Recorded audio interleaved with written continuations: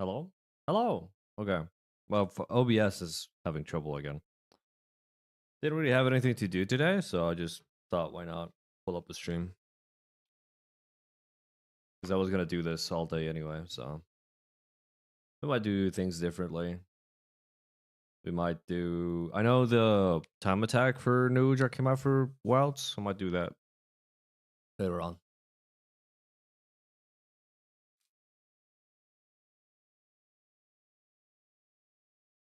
For now, I'm having some tea and toast, as God intended.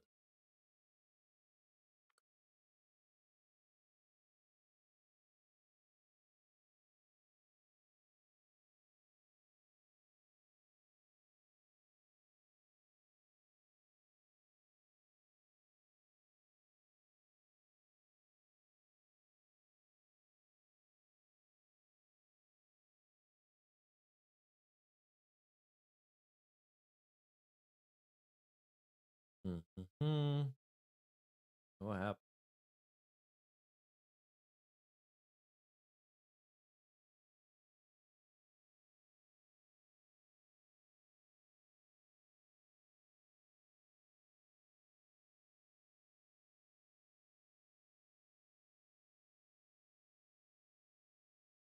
That's strange. Okay. So the idea for today is we're going to be changing some parameters in the game files as part of like an overhaul weapon balancing, because I know better than devs. No kidding. I just wanted to make some bad weapons kind of better now that the game's not being updated. So we're going to be looking through, or I've been looking through all the weapons to kind of see what makes them tick, which ones are interesting, which ones are not, that kind of stuff. So yeah, I got my changes up. Question is, can I actually do this gameplay? No. Oh, you know what? I wanted to do this actually instead of the elaborate webcam. What I wanted to do was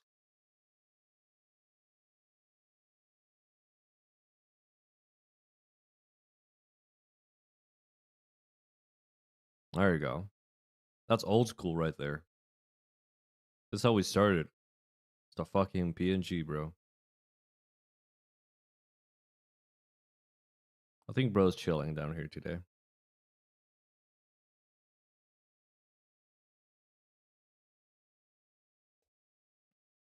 All right, let me tell you what I've done so far. I can also kind of show it off in game.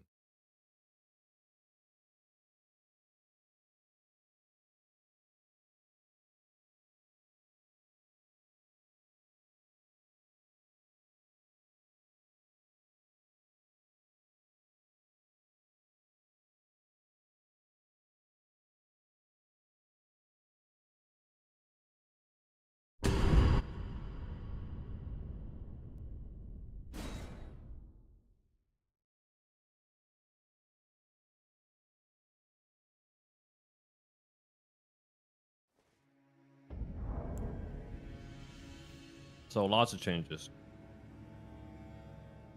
First one, I'll just go down the list.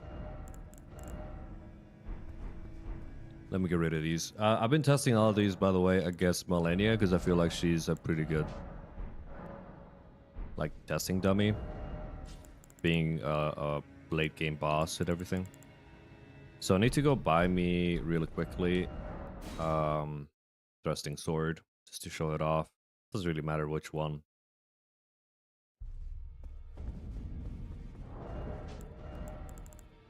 Fans of Elden Ring probably know what's coming.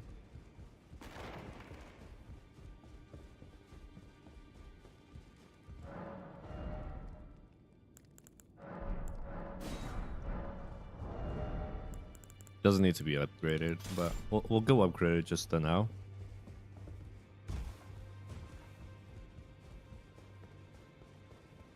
This obviously, by the way, this is completely offline. I guess I just have to iterate that, or reiterate that. This shit's 100% offline. This is for use only offline in modded Elden Ring. Because there are some weapons here that will probably, well, most likely get you banned because they are not normal, if that makes sense.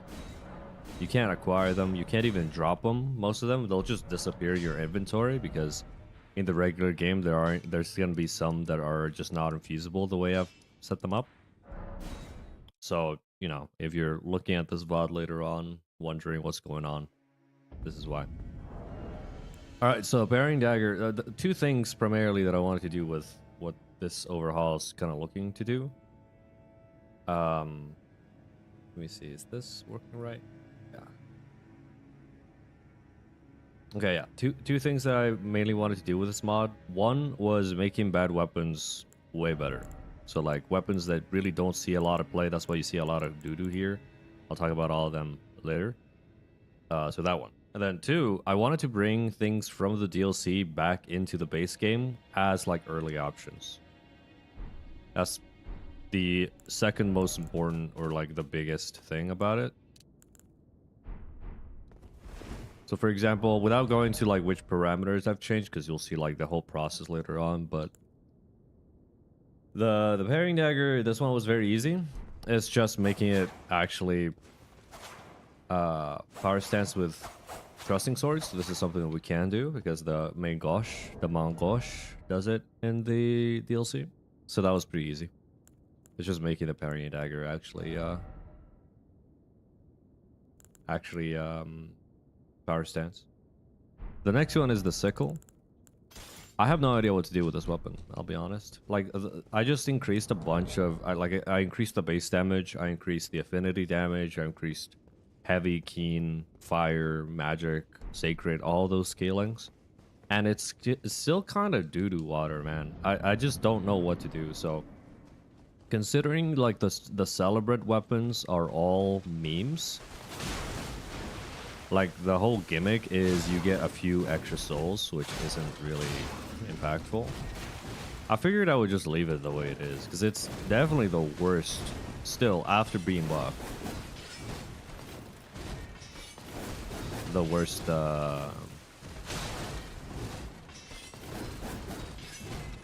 dagger.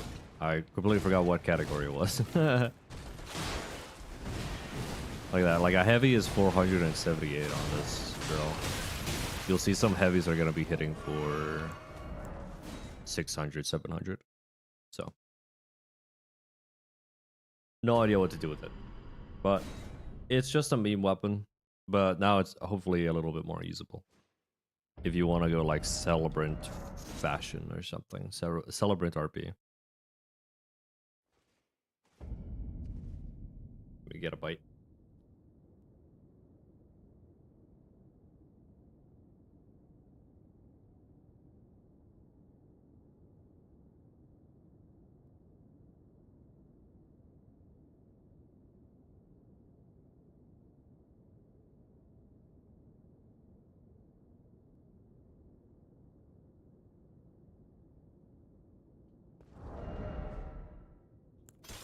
Yeah, Ivory Sickle is pretty interesting.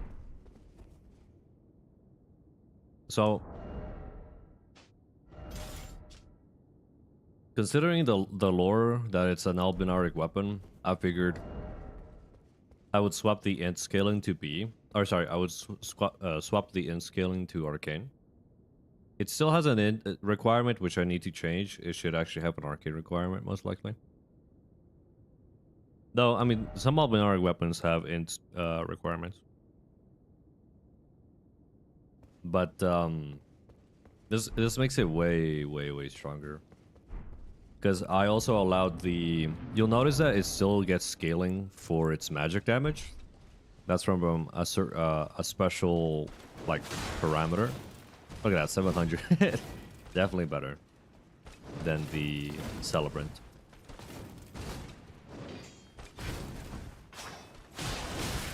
Ow.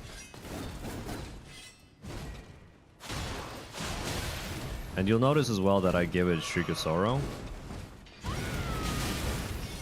considering it's just kind of like a niche Ash of War, I figured it wouldn't hurt to give an option in the base game to have Shriek of Sorrow.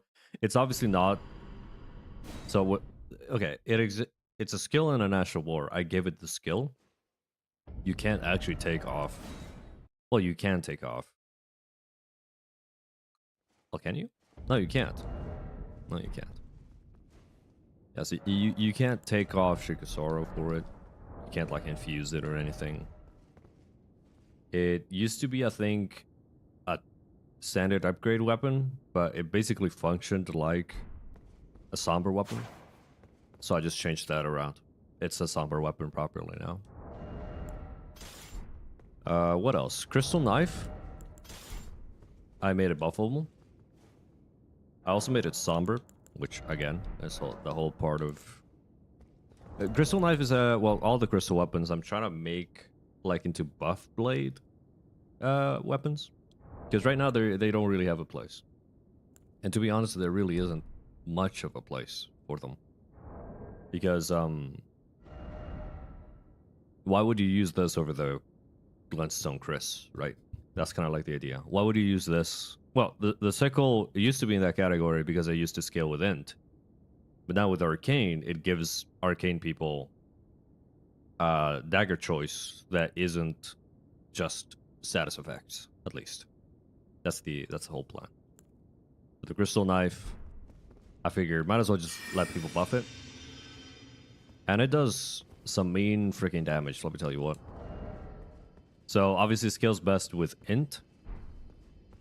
Surprisingly, it has a higher, and this is just base values. It has a higher dex requirement, but it scales absolutely awfully with dex. So I don't know what that's about. But there are a lot of weapons like that in this game. So the main drawback with this weapon still is the lack of range. So I try to give it like Impaling Thrust to kind of help it out. That is something you can do. And just, I mean, it kind of speaks for itself. Just what allowing a weapon to be buffed does for it, you know what I mean? And also Impaling Thrust is a very decent Ash of War. Like a very good workhorse Ash of War.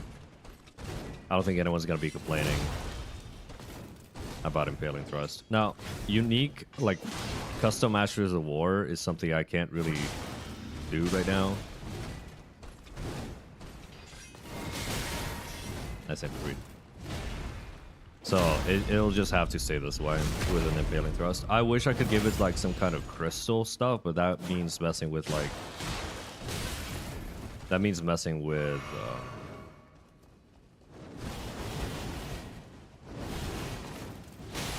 Oh, she killed me. That means messing with like bullets and visual effects and all kind of stuff, so I'm not really into that right now. I don't really have the know-how to actually do that.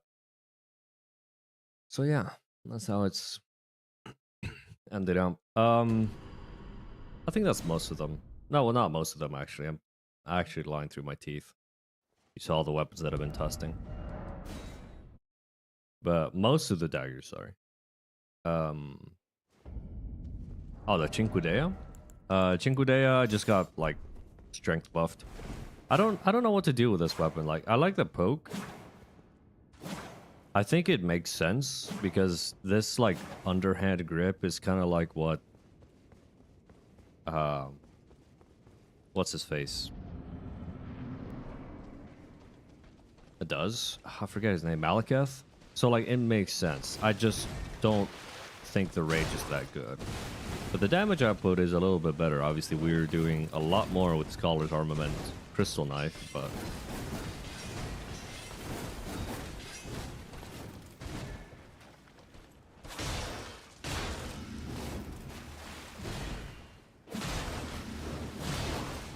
hopefully you get some decent voice breaks with this. Besides, I could also change the motion value of weapons, but I'll have to look at like how you actually do that.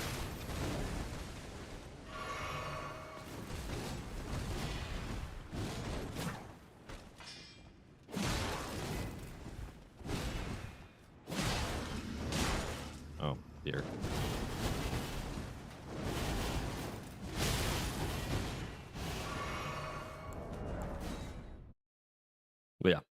Uh, that's about all the daggers. I'll just go over the other ones really quickly because I do want to get to working. Oh, hold on, I got a message.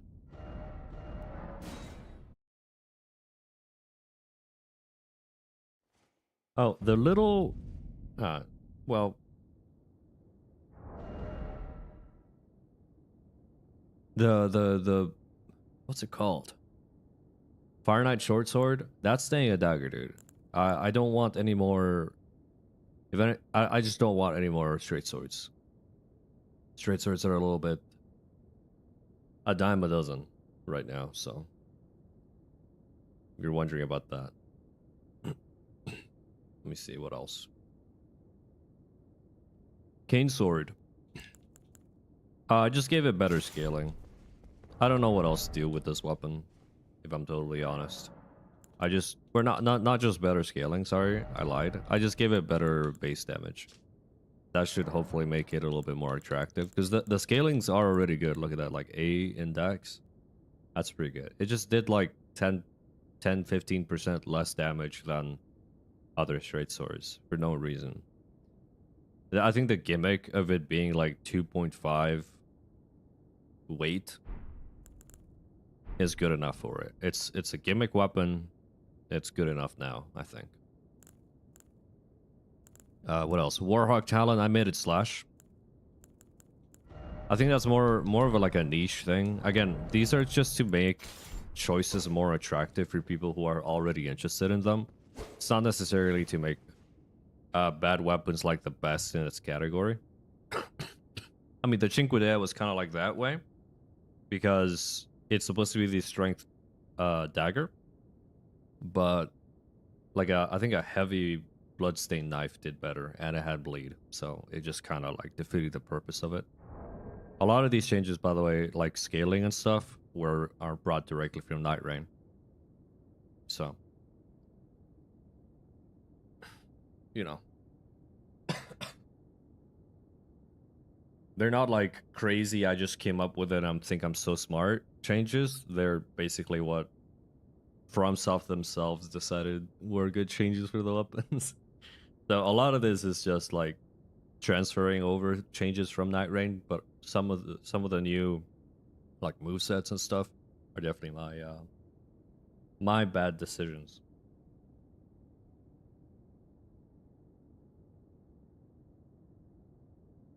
Okay.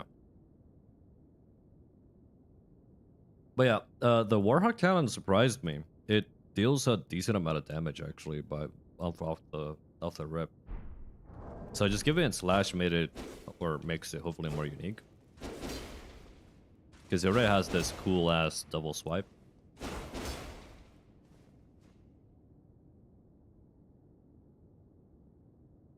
It kind of makes it feel like a katana. That's another way I could have like balanced it. Just made it a katana. But in general, I think it's fine being in, like, being unique in straight sword context. The Lazuli Glintstone sword, man. So the description of this says that it's wielded by scholars who seek to master the Carrion sorcery, and once used as a staff of sorcery. So it makes absolute sense that this thing would be able to cast, right? So that's what it does. We just swap over to an offensive spell.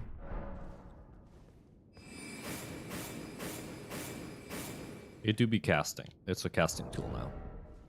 With a heavy and with the lights, it's just a straight sword. I buffed the int to at least a B, and that's about everything that it did. Because this is actually what the Carrion Sorcery Sword in the DLC does. So again, it's just bringing things from the DLC back to the base game. And it's not that good.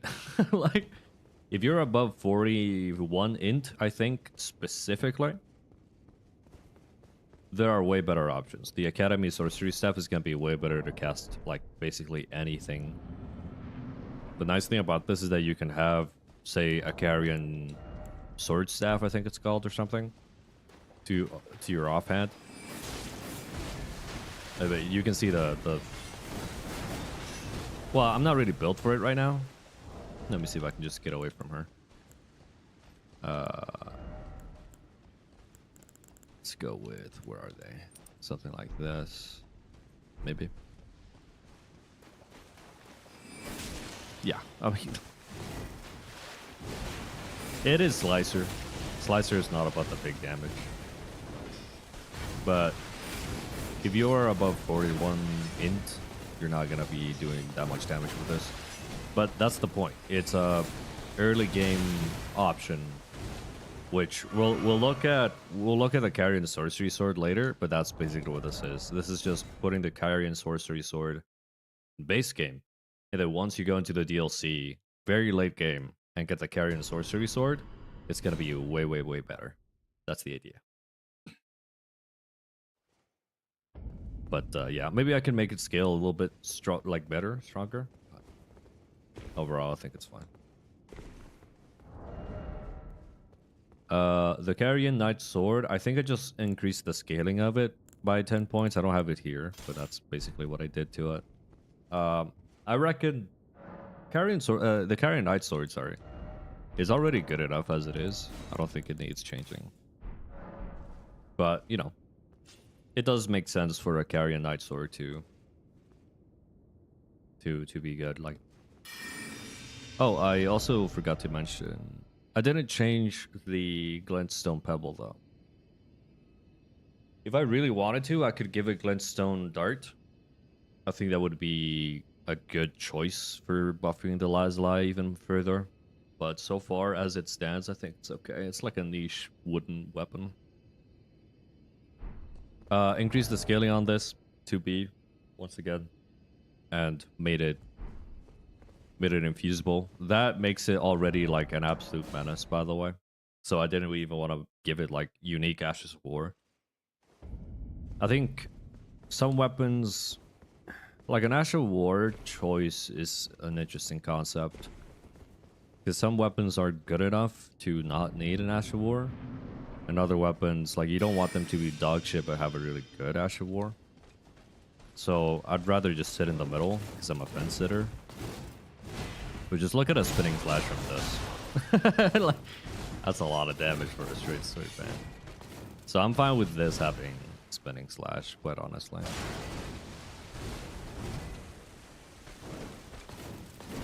And besides this, there's really nothing that's like super interesting about this. If you can buff it with Scholar's Armament, by the way, you can buff with anything. So that's Rot Grease, Poison Grease, Lightning Grease, whatever. You can have your split damage the way you want it set up. Same with the Rotten Crystal Sword. I did reduce some things. So the base damage, I reduced it by like 1 point. That's not gonna do too much, but the thing with this one is that rotten weapons, all the other rotten variants, the few of them, decrease the weapon's damage by 5%, but keep like the scaling the same. That's kind of like the balancing factor that they decided on, and I decided to respect it. The thing with the Rotten Crystal Sword is that they did the 5% calculation and then added a 1 to it.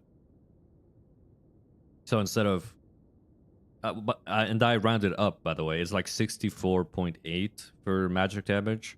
I rounded it up to 50 or 65, and then on top of that, they added a 1, so it's 66. No idea why. They just added 1 to all the, like, legitimately all the values are just, they have a 1 added to it. So I reckon I would just nerf it a little bit. Considering the fact that you can buff it, and I also just like standardize the int scaling to also be pretty good. I figured it was gonna be good enough. It also has like innate rot, so hopefully that's enough of an incentive to use this weapon. Yeah, it hits pretty hard.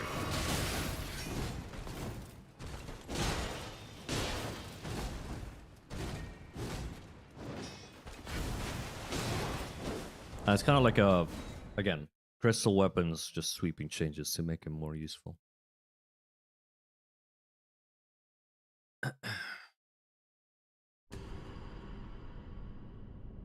I don't know if I have the Mechela Knight Sword here. I guess I'll talk about like a few more and then get going.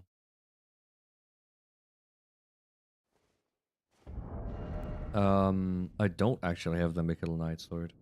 I'll just spawn it in.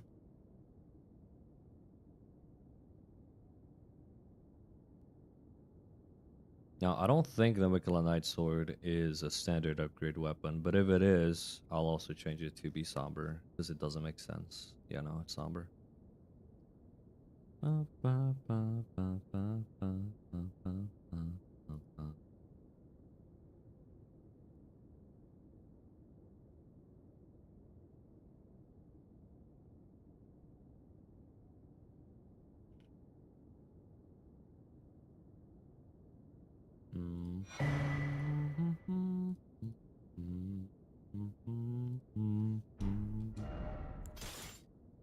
So it's a pretty nice looking weapon, man. This thing has Sacred Blade on it, right? I think everyone knows that at this point. The thing is, it has identical, and I shit you not, identical scalings, except one, to the Inseparable Sword. So it stands to reason that we would buff that one scaling to also be equal to the Inseparable Sword. And that one scaling, surprise, surprise, is Faith. So it has really good Faith scaling now, hopefully. So you shouldn't feel bad as I die. So you shouldn't feel bad about using it. It's basically just a straight sword version of the Inseparable, and that should make it an attractive choice for people who don't like great swords. It also has just baller ass fuck heavy attacks, dude. And you go pretty far with them. Like, just look at the damage. That change alone was enough to make this like already an attractive choice. Oh, I'm so rusty. But yeah, really simple. Like really simple change. Another really simple one, so we can start getting like actually working.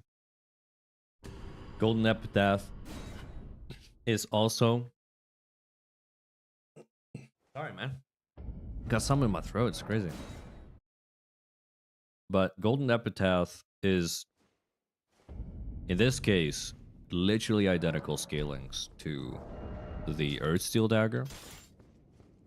So what I figured was give it a special elemental parameter, which makes it so your, well, in this case, your faith scaling also boosts your physical damage. So all of that should also make this a unique weapon. Now you can also do Mechela plus Golden Epitaph or that kind of stuff, like dual wielding. Most people already carried this weapon in their back pocket. It also has a unique-ish moveset. But as you can see, it hits way harder now because even though the scaling is C for Faith,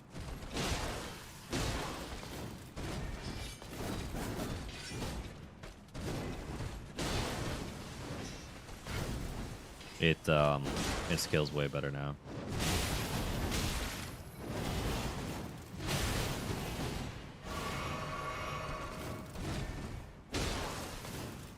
And you just get to destroy skeletons and deathrite birds with it, so I think that's fair. You get it, I think, in the mountaintops. I could just double check where you get Golden Epitaph.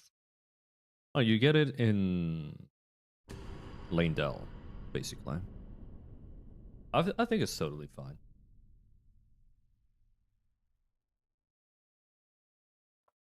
Like, I literally didn't change anything else on it. Just let it scale its physical damage.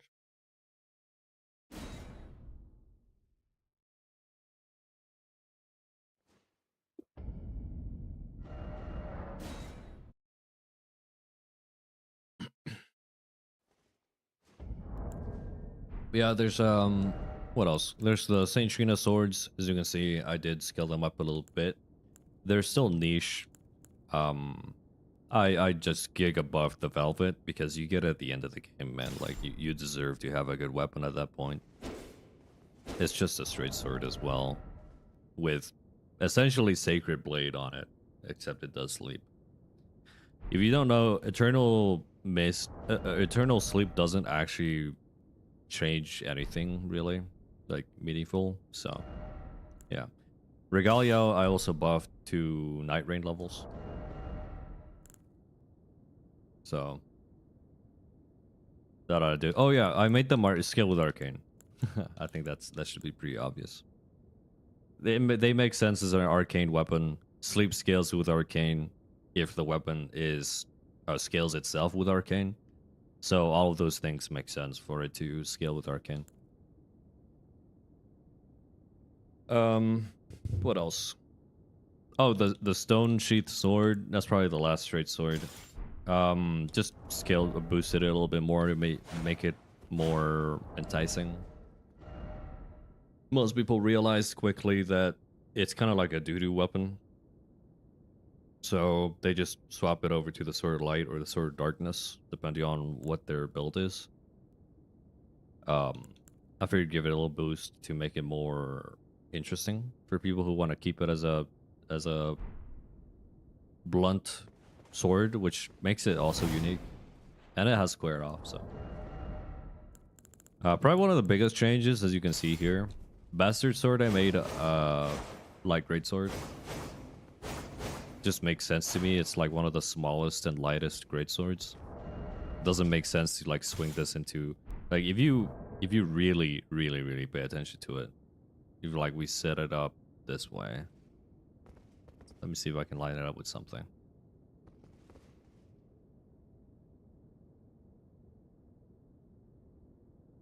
Okay, let's line it up with this, right? You see it, how it bobs? It has a shorter hilt and overall a shorter blade than the light greatsword, the Milady. Look at that. How is this not a light greatsword? And again, it's part of a sweeping change of making things available in the base game that were introduced in the DLC, just to make it more interesting.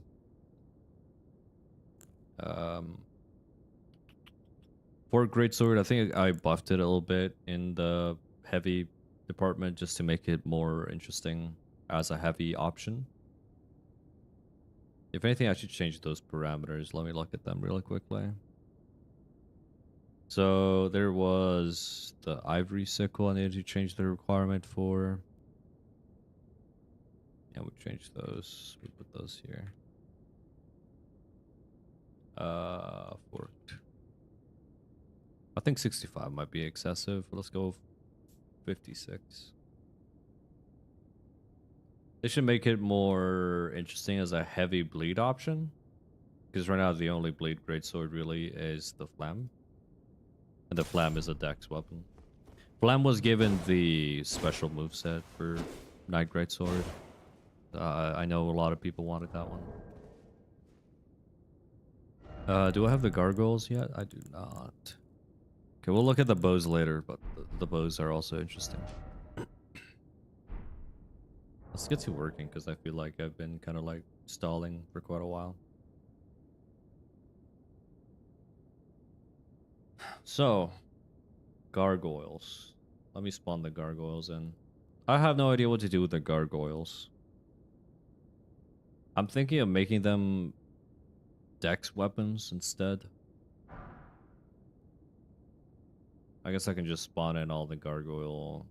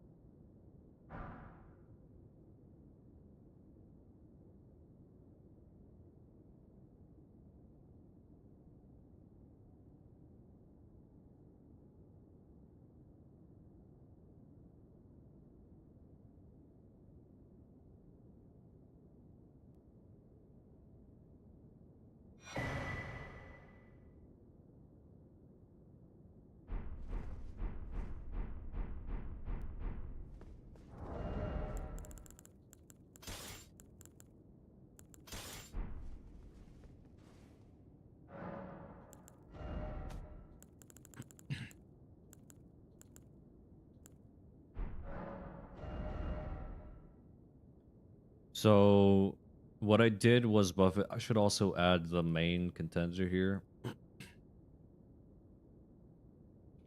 This is the guy that we're fighting with, the Iron Greatsword. The Iron Greatsword is absolutely buff as shit. It's one of the most difficult greatswords to farm, and it's one of the strongest, if not the strongest, on basically every single infusion. Once you get up there, this thing is just like a menace. As you can see, it has quite a bit extra damage. But hopefully, clearly the gargoyles will pull through. But anyway, this is without infusion. At this point, obviously we're 60-60, so it would be a quality build. Let's say let's just give it like Giant Hunt or something. Actually, no, Flame Ward. So the idea was to make the gargoyles normal, scale better in Faith and Sacred Infusions, because they were kind of getting like bumped down. People have this idea that yeah, there you go. Barely. So people have this idea of making gargoyle weapons holy or like faith scaling, which I understand, and I don't want to say agree with, but I can see the concept. So this should hopefully, as you can see, make them, at least at the end game, better than the Iron Greatsword. But the Iron Greatsword should be, and let me just double check if I did my job properly. Here we go, heavy infusion. The Gargoyle's Greatsword should lose here. If I do hand, barely loses, so we can tweak that a little bit more. But overall, yeah, the heavy Iron Greatsword should be stronger. I think this is because of the gargoyles. This is because, yeah. I mean, as you can see, I didn't change any of this, so that's just they're decent weapons. But yeah, that for that niche specifically, I was changing them.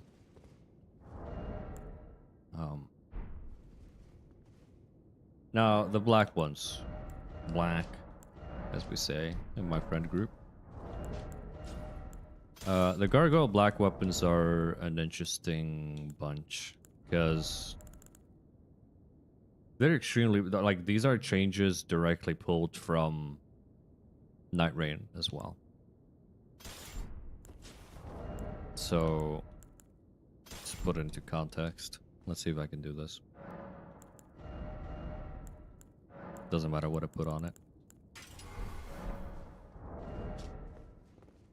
So yeah, allegedly they do a buckload of damage, as you can see. So we'll have to test that. I think they don't do that much damage, but we'll see. Another thing to note about the gargoyle black weapons is that, like I said at the start, the Ashes of War require a lot more like tinkering. So besides the Corp Wax Cutter, I'm not giving them any special Ashes of War. Because as you can see, the Corpus Wax Cutter actually does what it's intended to. I feel like it doesn't.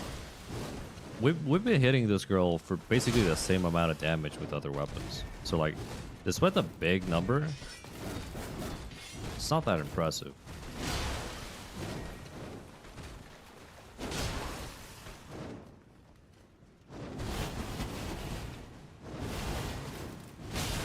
I'm still getting clipped there. I don't know why. I think I'm moving forward a little too much.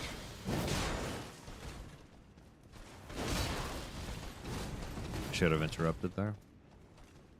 But yeah, hopefully this makes it decent. All the black gargoyle weapons were also buffed. And some people might be going like, oh, but it's not Destined Death. That should also change. Black Blade Kindreds don't use Destined Death. They use Black Flame. Just like recolored. If you don't believe me, go get hit by one. They literally just sap your HP, but they don't debuff. Alright, sorry, they don't remove the... They don't remove the... your max HP.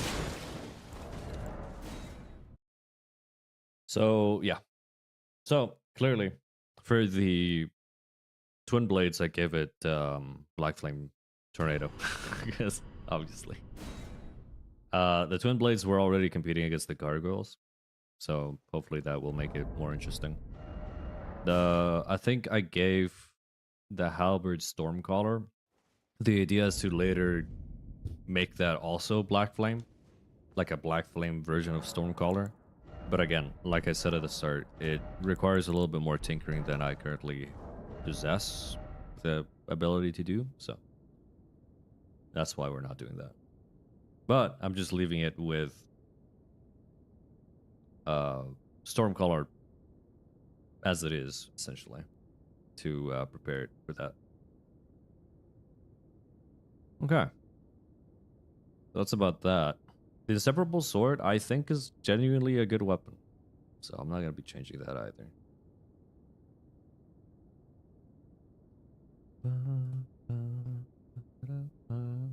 Sword of Milos, I think, is a good weapon, so we're not going to be changing that either.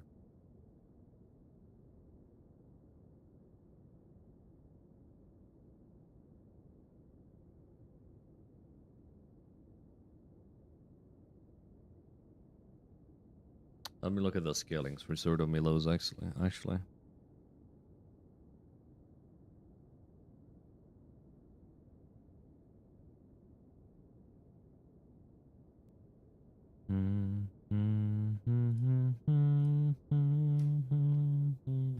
They're not that good. I guess I can buff them. Overall, though, I think...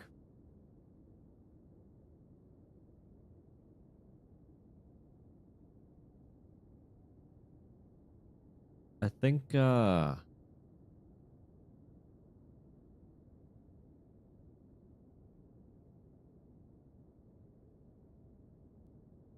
not bad. It has bleed. I guess it could be a special bleed. I mean, like I said, I don't think it's bad. You get a big debuff. I think overall, overall it's pretty fun.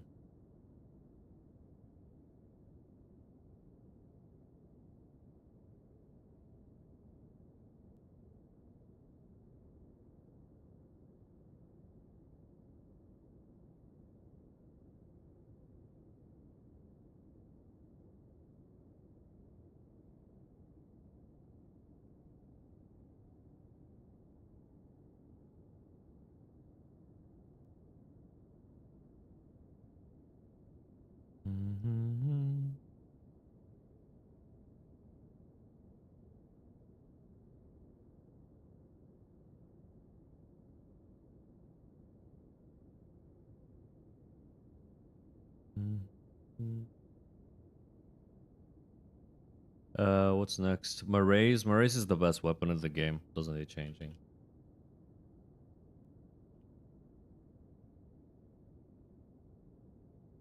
No changes. Ordovis is really good. No changes.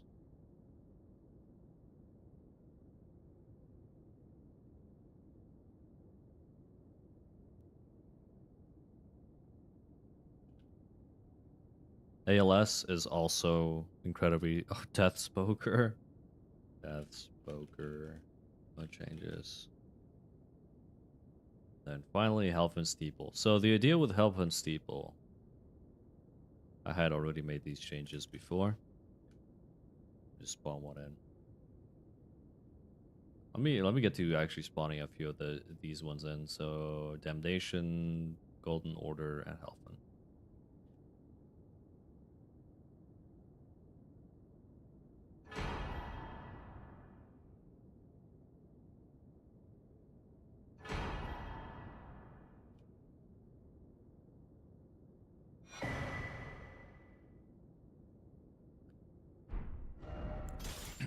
So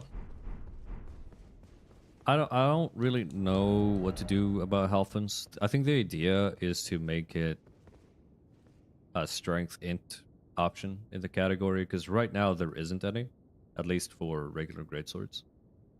So at least what do you call it?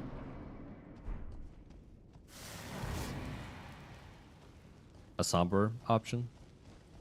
And the Ghost Flame is cool. It's definitely weaker than its counterpart, the Dark Moon. But it hits very hard now. Ow!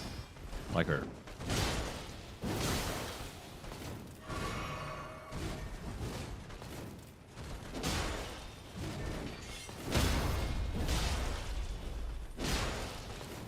Oh, I expected, there she goes.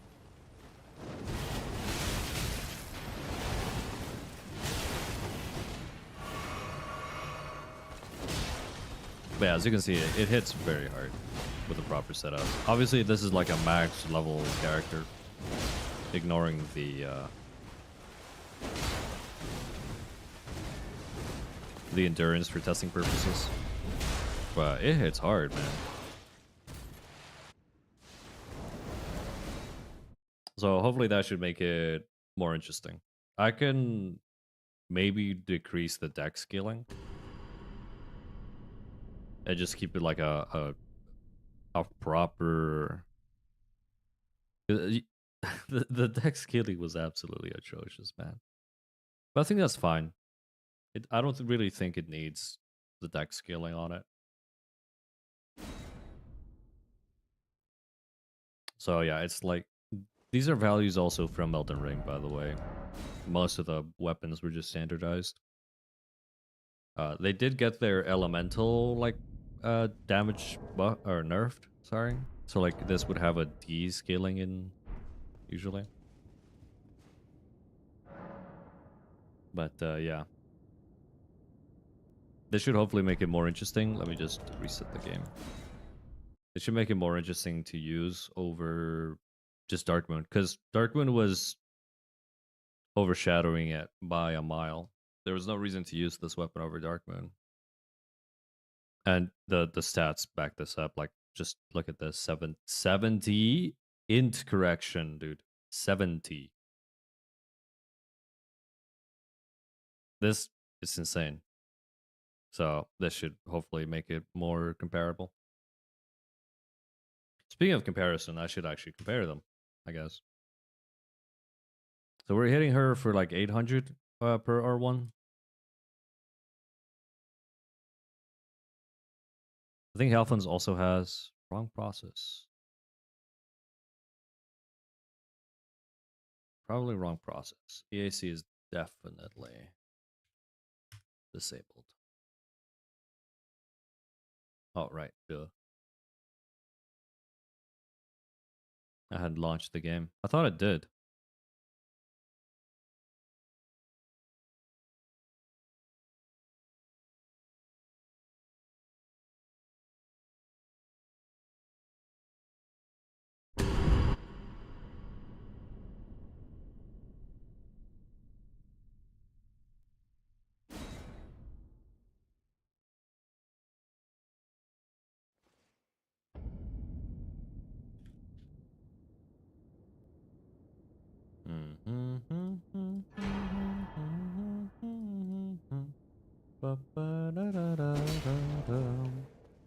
So let's look at them.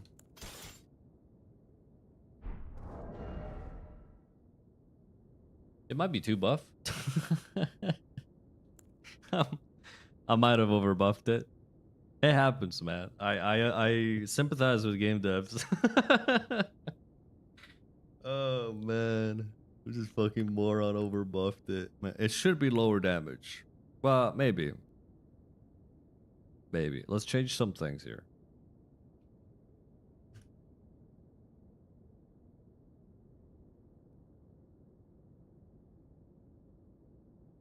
Well, no, because I think most weapon or most builds go.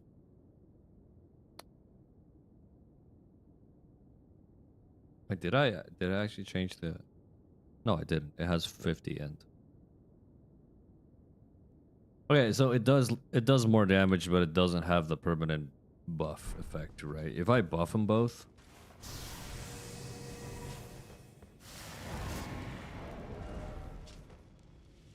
gulp. Guys. Yeah, I think I overbuffed this. It's really good. I'm fine with it being good. You get it, brother. You get it in Mountain Tops with the Giants. It also looks baller as fuck. I think it's valid. But no, I'll reduce the strength scaling a little bit. But this is on a full strength build. It does 714 while buffed. And this unbuffed does 800 something. It's not 7.6. So yeah, slightly stronger overall. But it doesn't get the permanent frostbite buff. This does hit way harder, so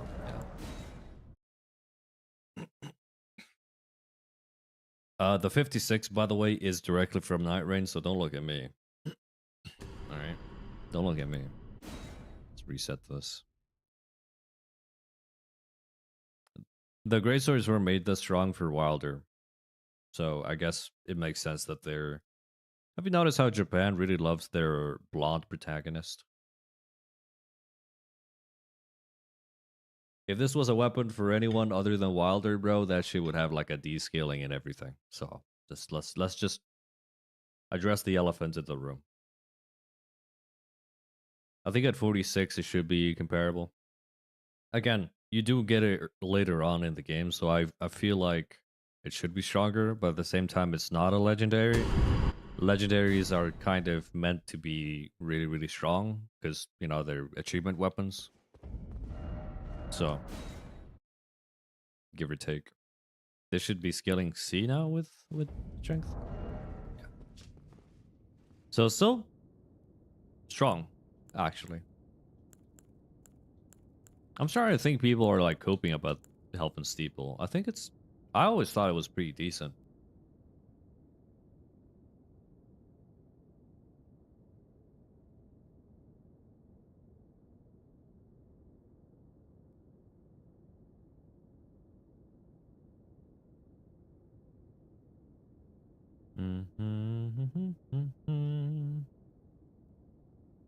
Just to show you like how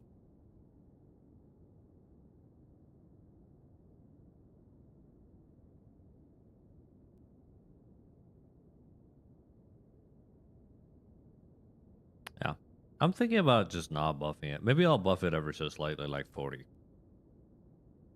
Slight buff change.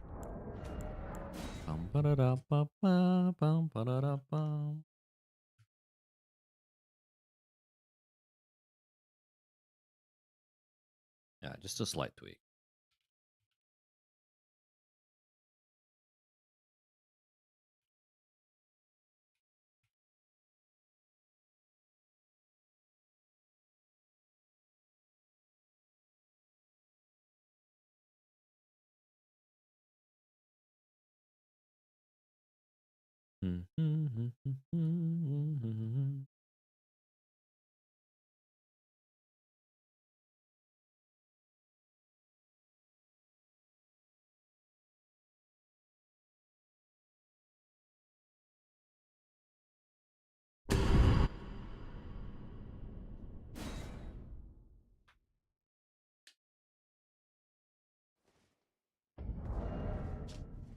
There you go.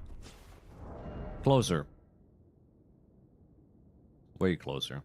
When you buff it, though, it should be massive, though. Yeah. You also have to keep in mind that when you do buff the Moonlight, you do get projectiles and stuff, so... The Frostbite is going to be way better on the Moonlight.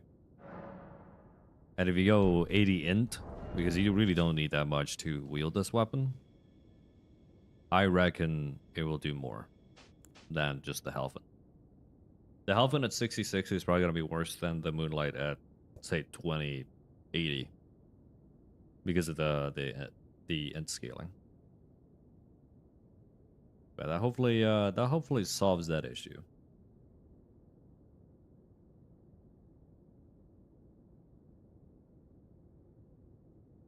Blasphemous does not need it. Another thing, I guess, now that we're talking about Blasphemous, I should point out that I'm trying not to nerf anything. Like, legitimately nerf it, like, make it worse in every conceivable way. Because that's not the point of this, obviously. Who wants to be a fucking negative Nancy and nerf shit just because it's good? It doesn't make no sense, bro. So, no, I'm not nerfing. I'm basically not nerfing any weapon. There are going to be some weapons that I do change, like the Golden Order, but they are changes. They're not nerfs. So, for example, I removed the exuberant dex scaling, which was 21, which is absurd for a weapon that scaled dog shit with dex. But I added int scaling, and then I obviously would have had to add int requirement, an int requirement. So that's a change. That's not a nerf. Overall, it is a nerf. Well, overall, you're gonna spend more points because you need to level up both int and faith. But it's not a straight up nerf, if that makes sense. Now, that being said, this thing should fucking slap because it's scaling with both int and... Actually, let me check something. Um...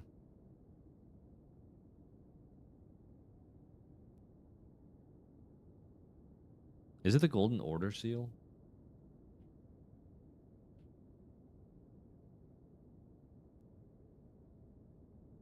Yes.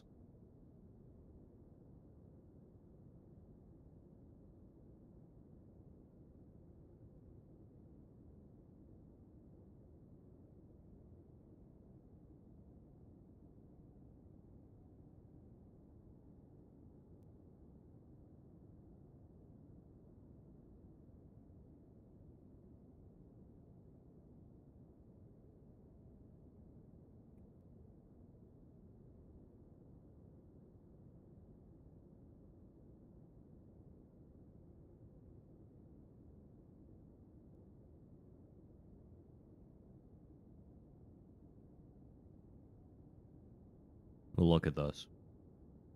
We'll look at this. Hello, how you doing, Zoe?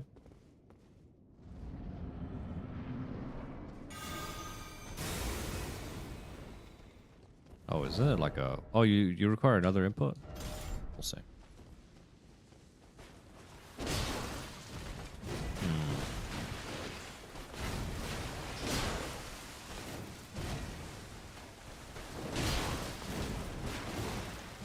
I think this requires more tweaking. Oh, do I need to mash this button? I've never used this weapon, by the way. That's not bad. Let me specifically look at this now. Who's pinging me?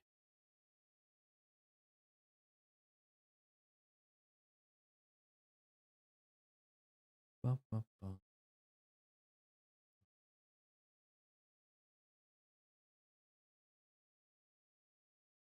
Uh-huh.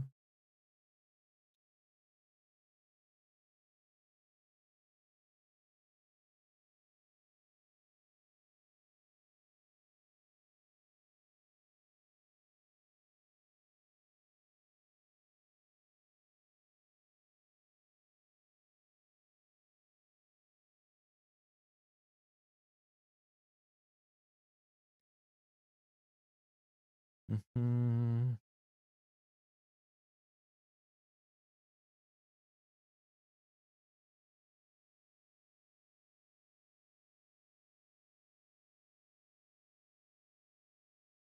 I need to make the end scale the holy damage, which I think you do that with the other parameter.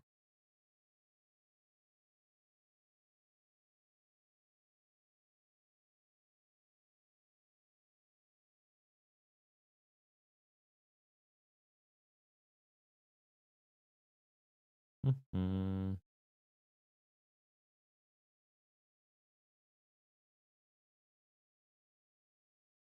Yeah. I'll see if it works.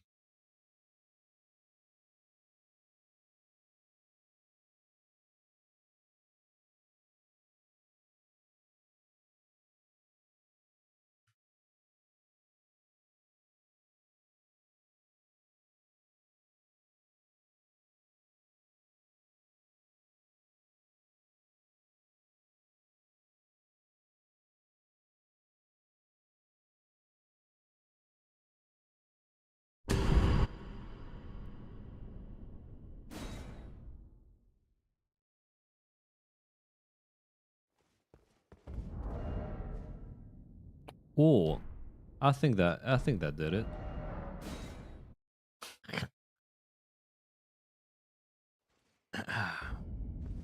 Let me check this shit out. I think it might be too good. We'll see. I might have to bump those numbers down. But I was gonna say, to be fair, I missed. Oh, way better.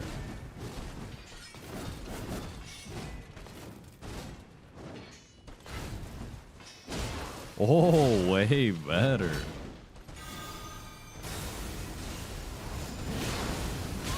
I think that's valid.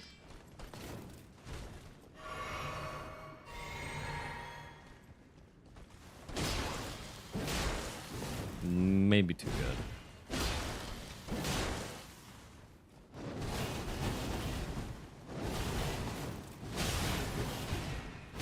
Ah.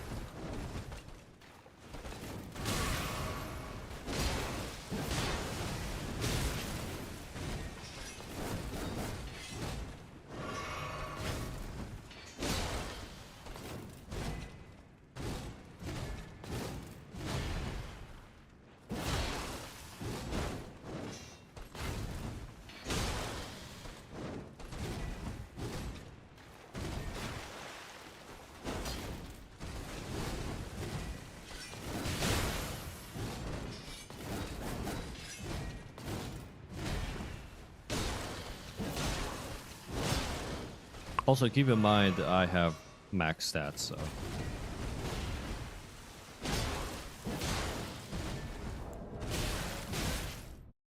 I think it's pretty good. That fixed it.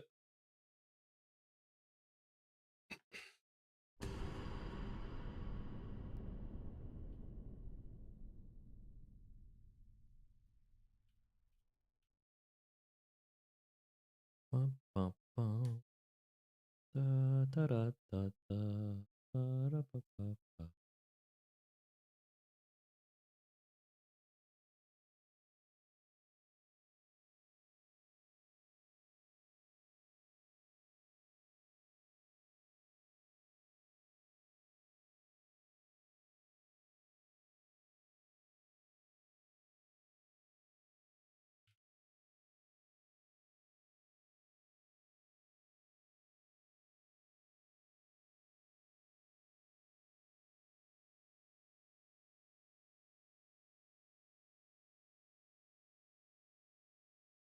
Let me check something really quickly.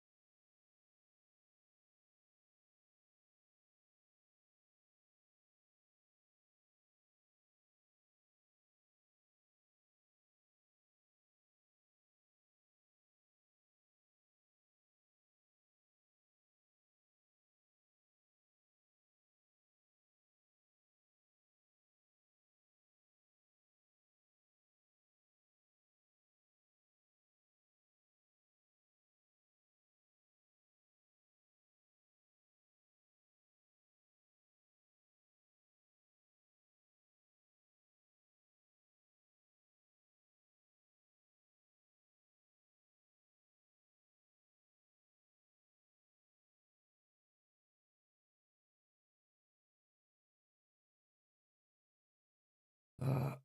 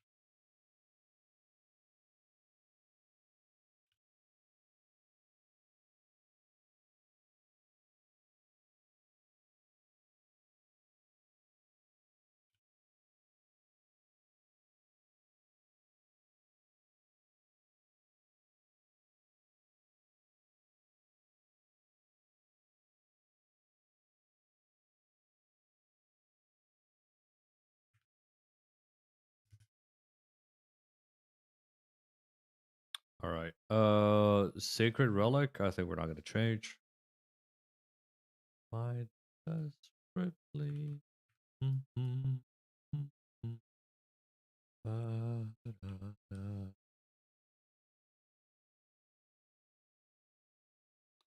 I think Sacred Relic Sword is really good, so no changes. Lizard Greatsword.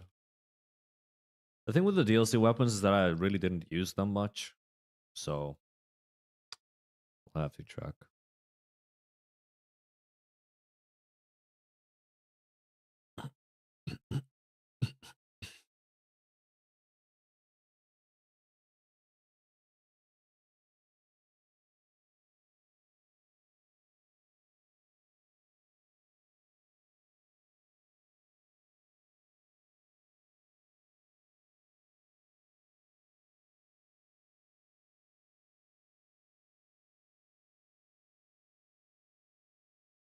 I think it's pretty good.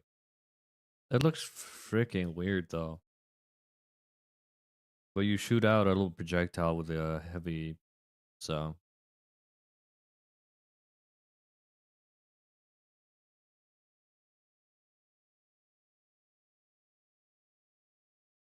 And then the Solitude. I think the Solitude is really, really strong too.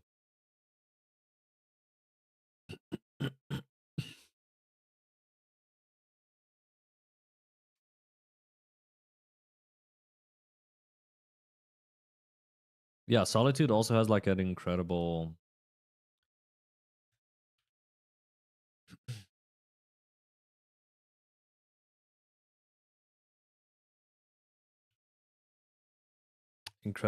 blocking. I think it's like 89% blocking, which is absurd for a weapon that's not in Night Rain.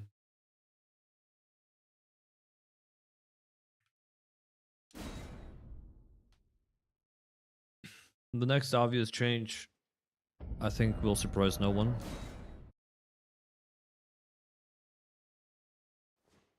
This is the Greatsword of Damnation. I made it like Greatsword. Oh, is what I would say. I didn't change the fucking parameters properly, lol.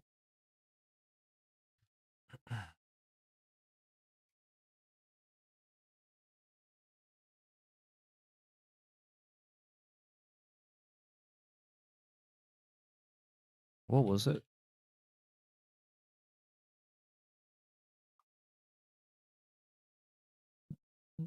Mm,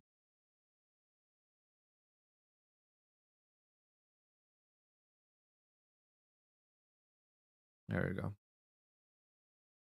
I think that was the only change that I needed to do.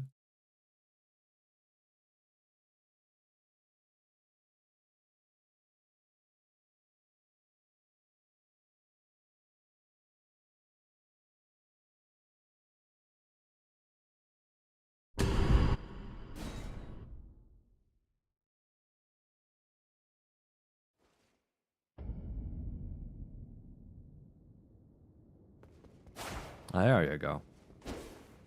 Still has a special poke.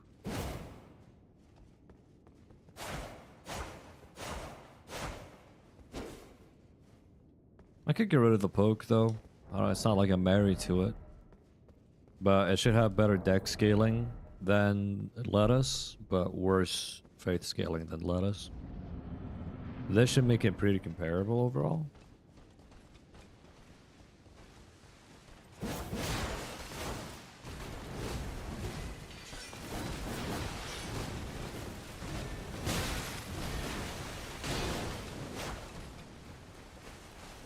I don't like the poking heavy. It gives it a little bit of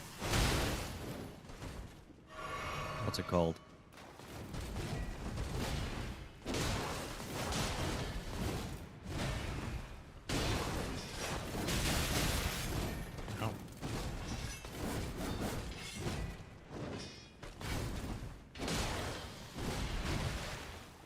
Character. It gives a character.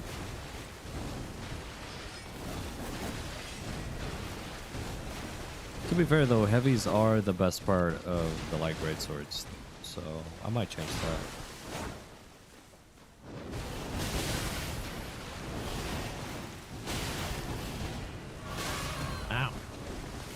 Yeah, I might change that actually. The override is down here somewhere. Yeah, it has a Claymore override. I don't know why. Well, I know why, because it's a Claymore in the basic game. I don't think Letta has any override either. Yeah, no, that is just Letta.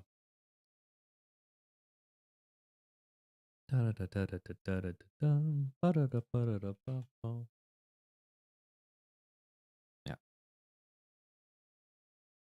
Let's compare them then.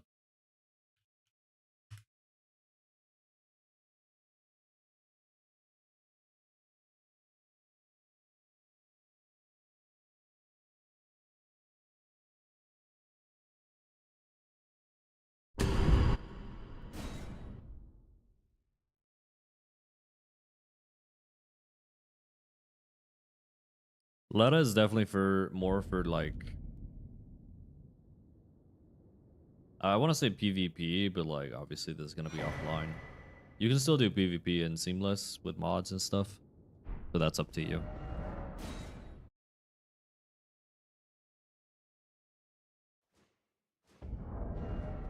But if we compare these,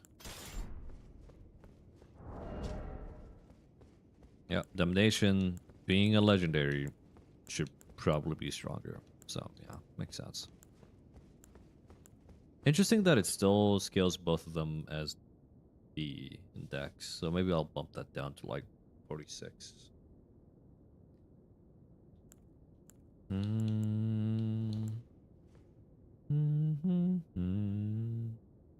Wait, why is it descaling in Faith?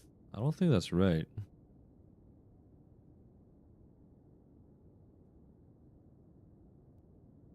Oh, I must have been looking at something else. No. Maybe we can buff lettuce. I don't think they're particularly strong compared to other weapon classes, so I wouldn't mind it.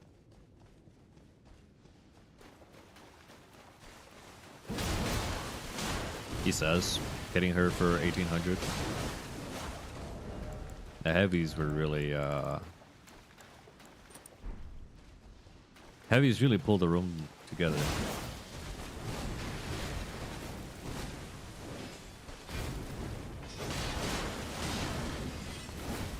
Yeah, this is really good.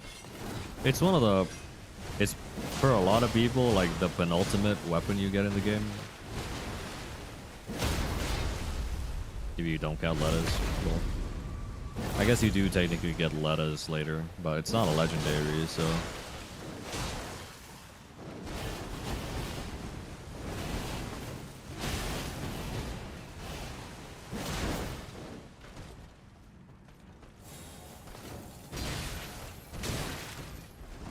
It only works, I think, on NPCs, it feels like.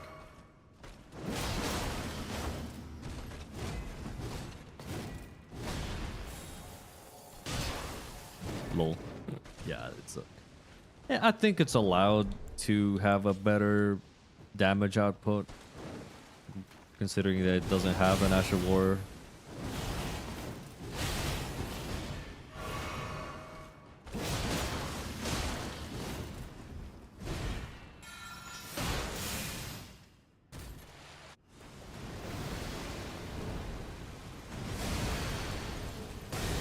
You can do this from Narnia, I think. Yeah. Not bad.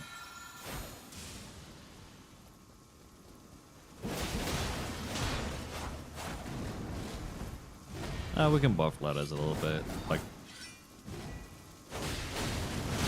Ah!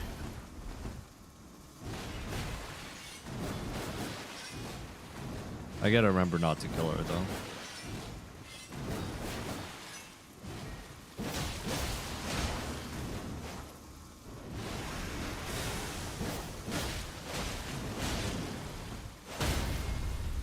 God, I love like greatswords so much. Yeah, we've seen enough. Let me lower the deck scaling to like 41 to make it fair. A little bit fairer. Maybe 46. We'll see how 41 feels.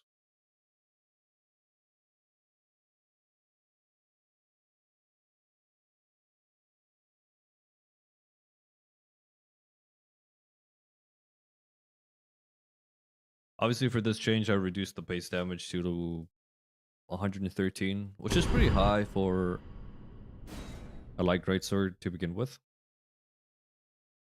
So I think the what do you call it? That might be the thing that's actually carrying this weapon.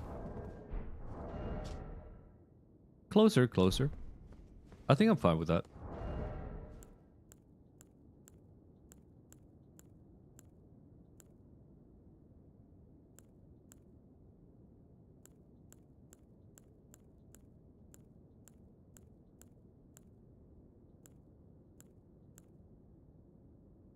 I wonder why it's getting so much scaling from...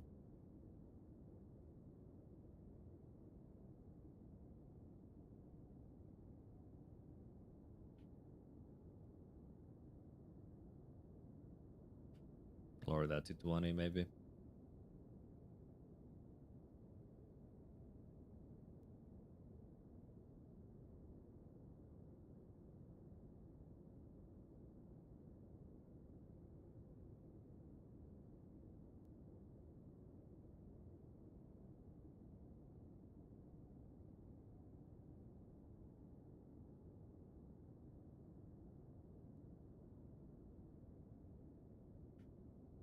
Try that instead. That split. It is scaling quite a bit with physical stats, and I don't particularly like that idea, considering it's going to be a faith weapon. Or the idea is primarily being faith.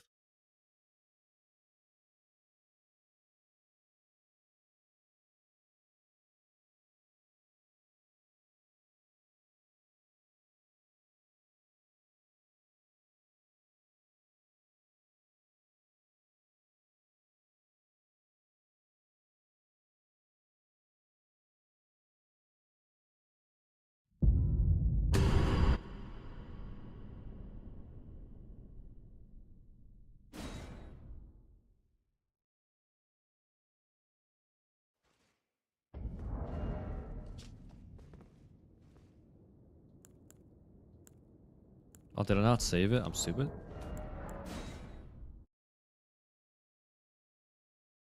Yeah. What else? I think I talked about all the great swords at this point. So colossals. Zweihander. Mm-hmm.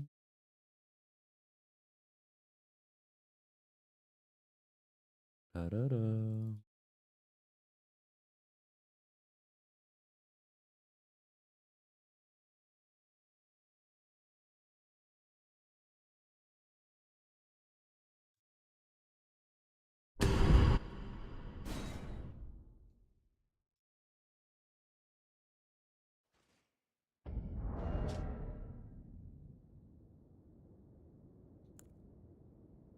That feels more in line. Maybe I should have just buffed Letta instead of like... Oh. I went the wrong way. I don't know why it spawned me looking the wrong way. Whoops.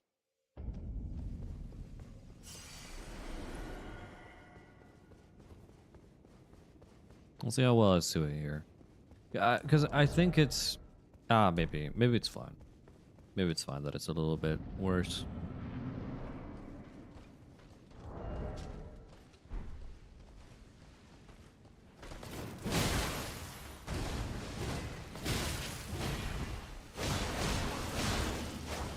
It's still doing respectable damage.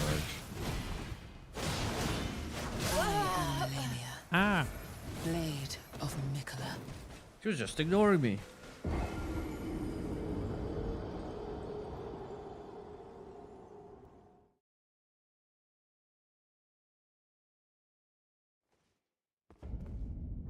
She is extremely loud though, I noticed.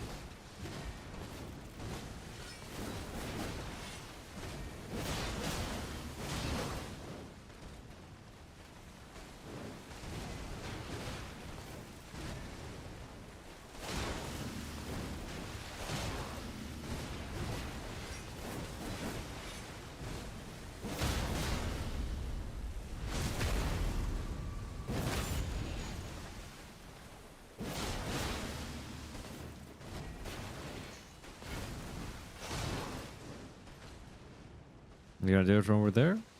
Yeah, I figured.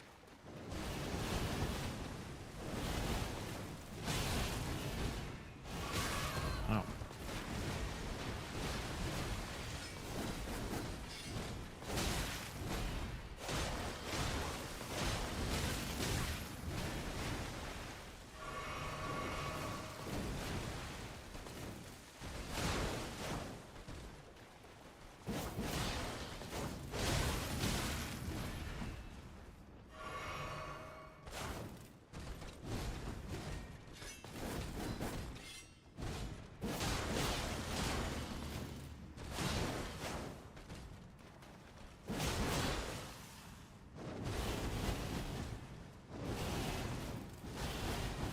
Oh, there you go. Yeah, I remember now, kinda.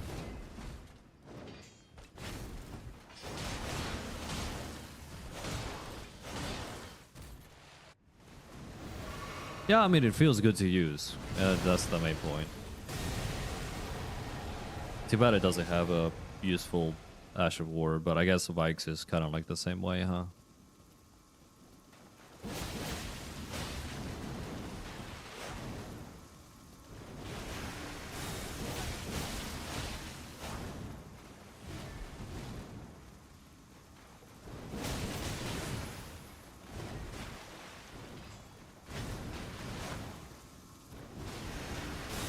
Oh.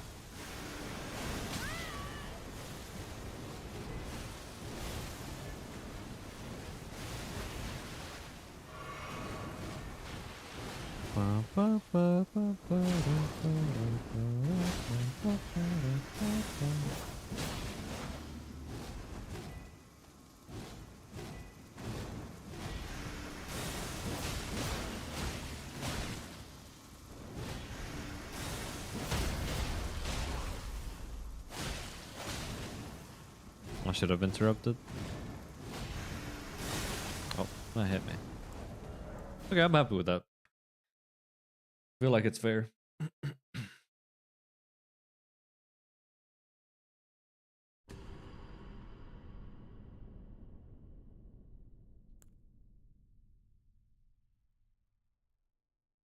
Uh, Considering the Zweihander, I had already made these changes, but it's really just a moveset change.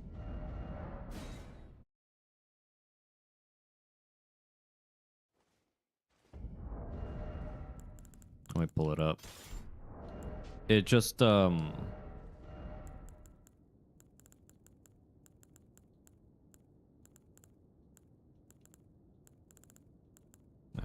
It just changes the R1s. You still get the poke, because the poke is what the Zweihander is, but the R1s become the same as the Fire Knight's Greatsword. Now, in theory, at the end of the game, the Fire Knights should come out on top on any infusion, but let's say you are a quality weapon or a quality build. Even with a minuscule amount of fire damage, it should, yeah. Obviously, you don't get 100 points from fire, where you get them is from the scaling. So it has better scalings, even though it has worse raw. And the fire damage obviously also helps. But yeah, it's just some moveset change again to bring things from the DLC back into the base game. So Greatsword was not changed because it's the Guts Greatsword. The Watchdogs Greatsword was also not changed. The Troll's Golden was changed. So let me pull that up.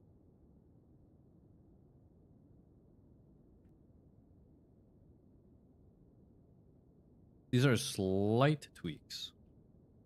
Because the Troll's Golden is already a pretty good weapon.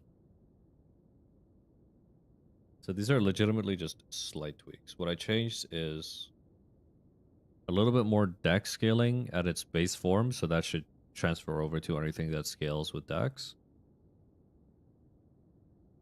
Let me bring the troll weapons in.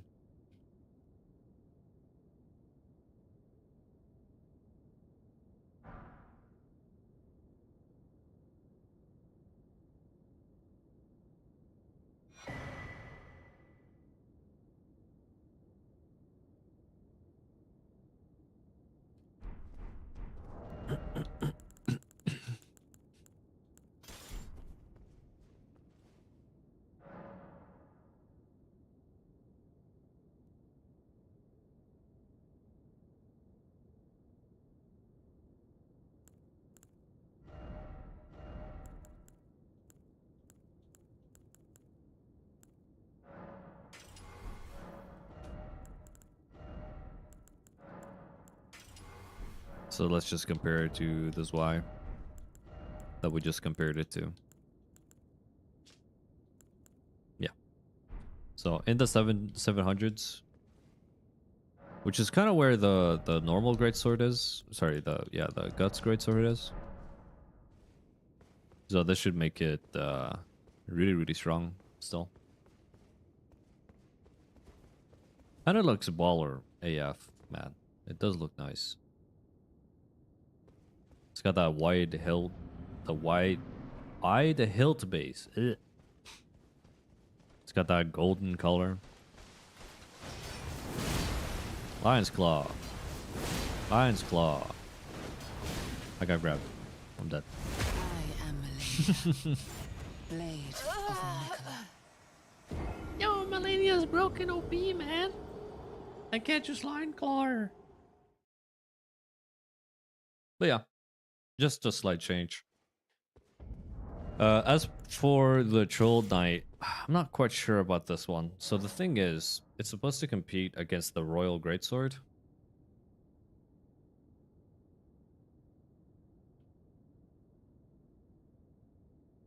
We just look at the Royal Greatsword. The Royal Greatsword has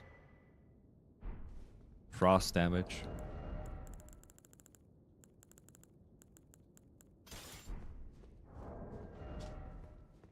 And it does more damage.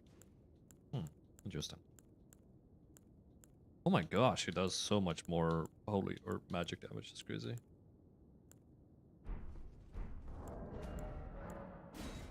Let me change the Troll Knights.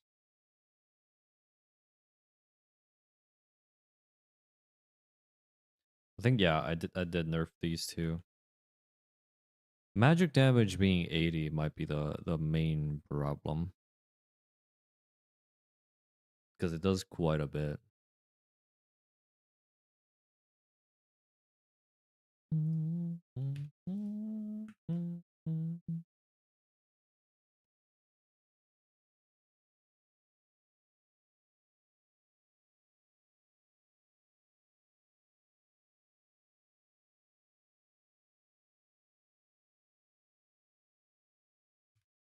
Let's see if this helps.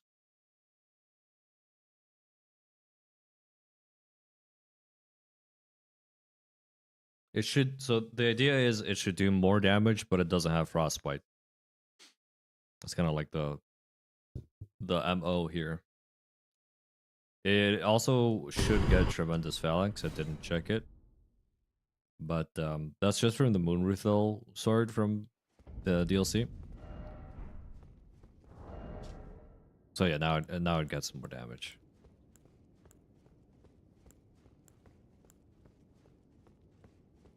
Not by much either. Yeah, they're like pretty even. It has slightly more AR, but again, it doesn't have frostbite. I could even buff it a little bit more. But as you can see, more than usable.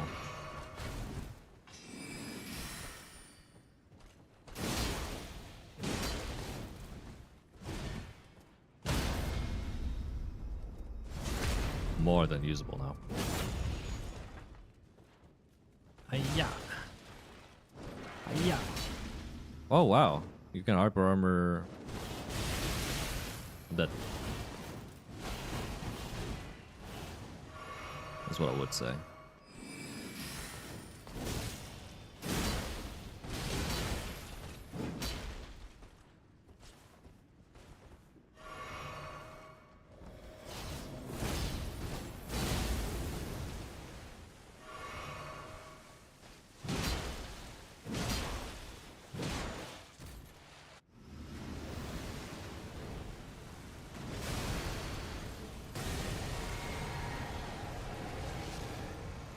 This looks really nice as well.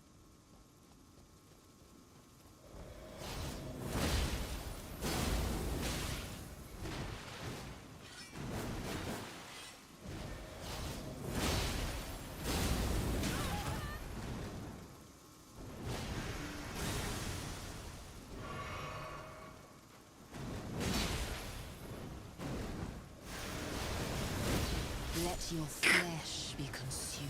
That's an incredible OS there. Holy moly, I did not expect it.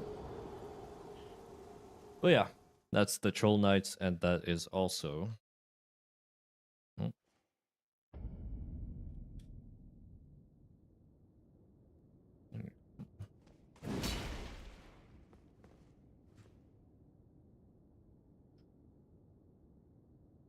I don't think I did change anything for the Royal. Yeah, I didn't change anything for the Royal. It's just that good. Royal's really strong.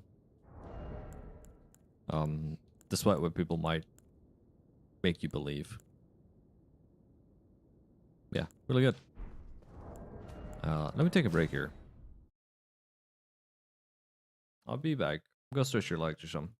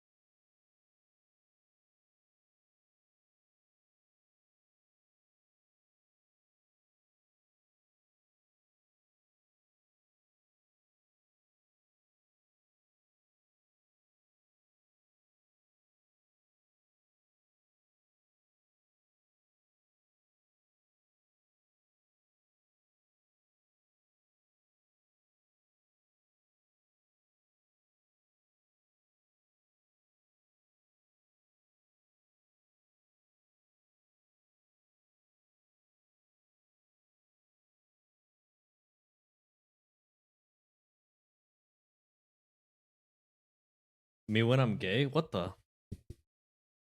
What's up, gay? I'm back. Just had to help out a little bit.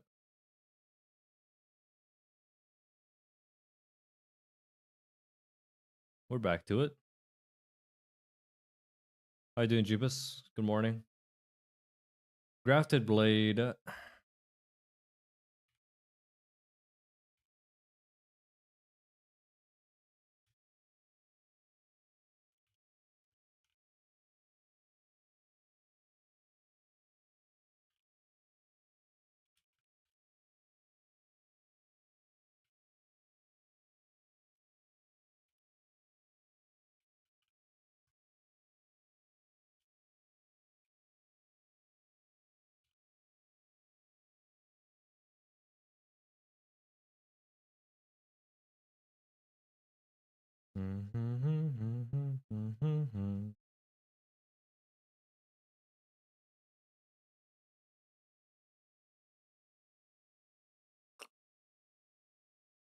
Can't hear you? You sure? Hello, hello, hello. It's me. Oh, there you are? Yeah, man. What's good?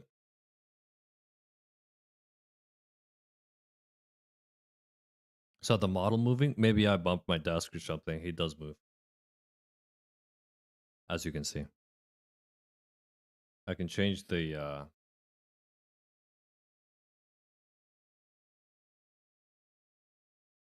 I can change the cutoff a little bit.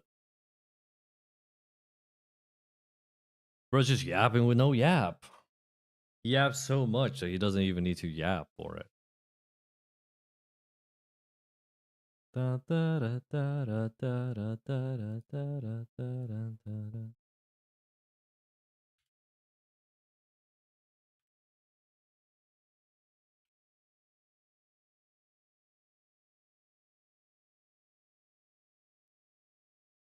God Slayers. I don't think I want to change the God Slayers. No changes.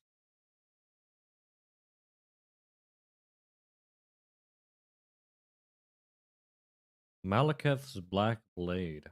Now, from what I remember, this wasn't that good.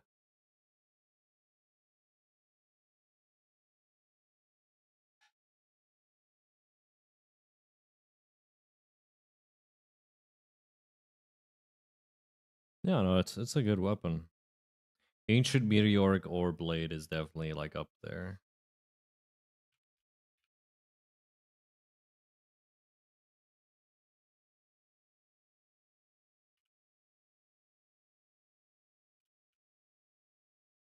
We've seen the Jonathan Ferguson Keeper of Firearms Battlefield 6. We can watch it. I'll take a break from just staring at a screen.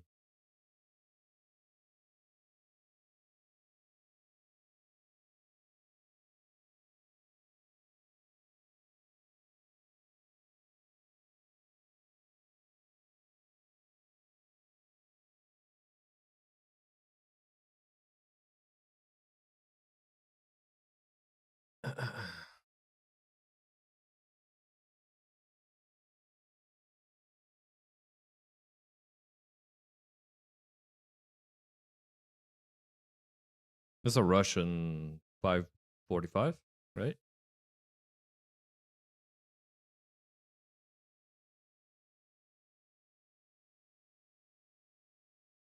Mm-hmm. Grau.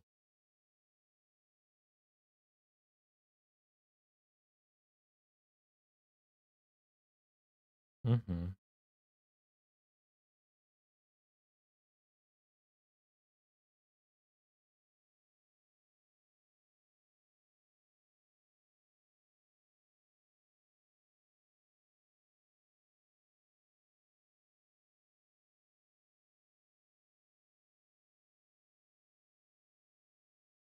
It's a really good weapon. This shit slaps. Mm-hmm.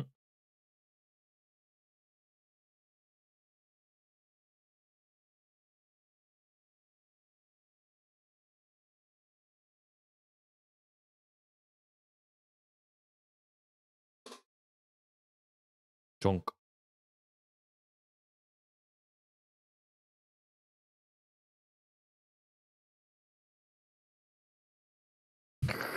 Ain't no way it's an AK. Yup. It's a good AK too. This is a better AK than the 205, which is absurd. I don't know why they neutered the 205 that much.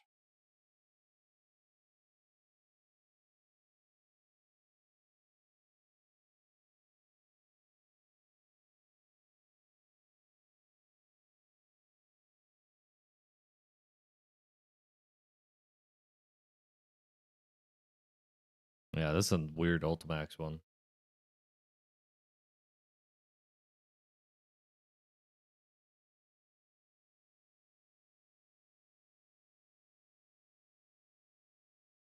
Mm-hmm.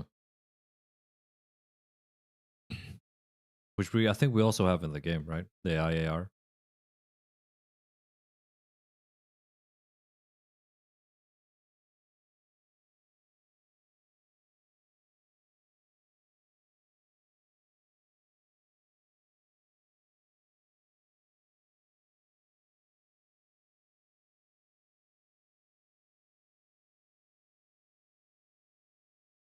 Mm-hmm.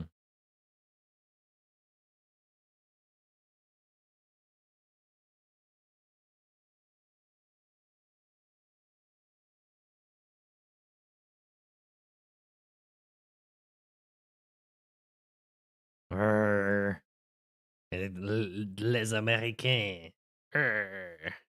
Me when I'm French and I want defensive autonomy.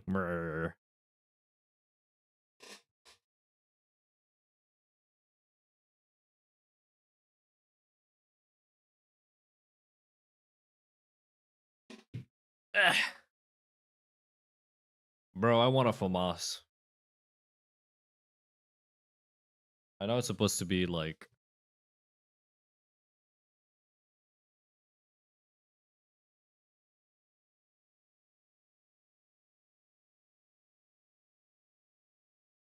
hopefully nope. Maybe for episode 3. I want him to talk about the Chinese gun because it's my favorite carbine. Yeah. It's basically kind of like a stoner rifle. Wouldn't be surprised if they got cues from stoner.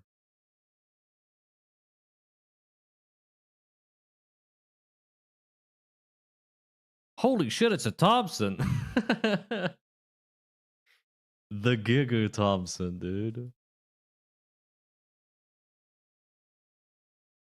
Yep.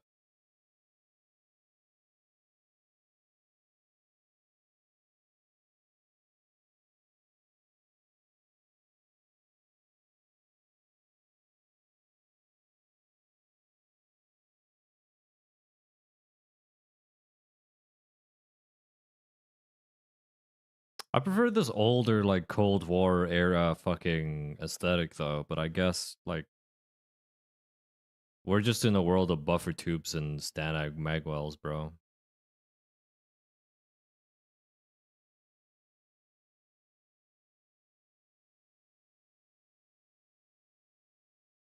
Beta.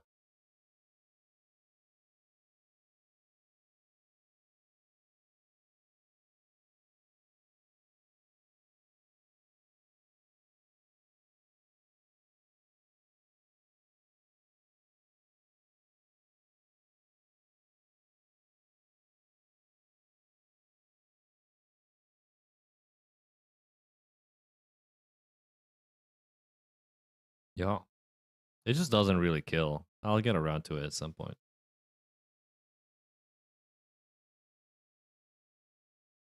Mm-hmm. Classic. Fucking sucks, by the way.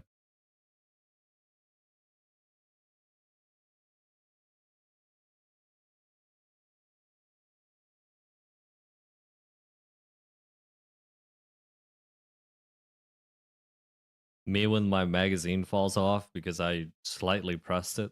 Gulp.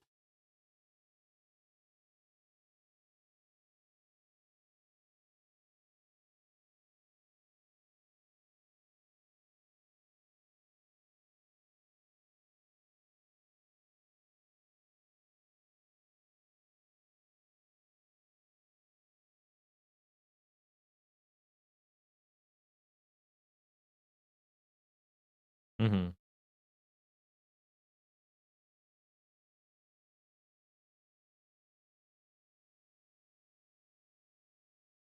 Mm-hmm. The keyhole looks nice there though.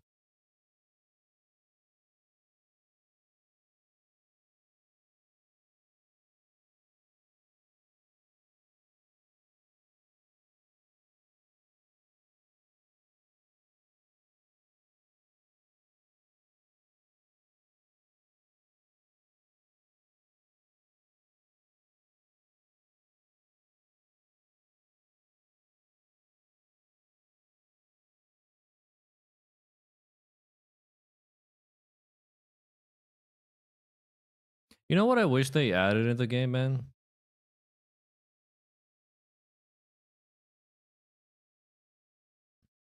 Baby poop. This is a was it Thonet and Grumper or whatever?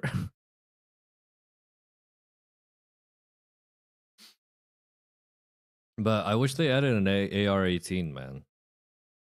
But I know they never will because we already have like 12.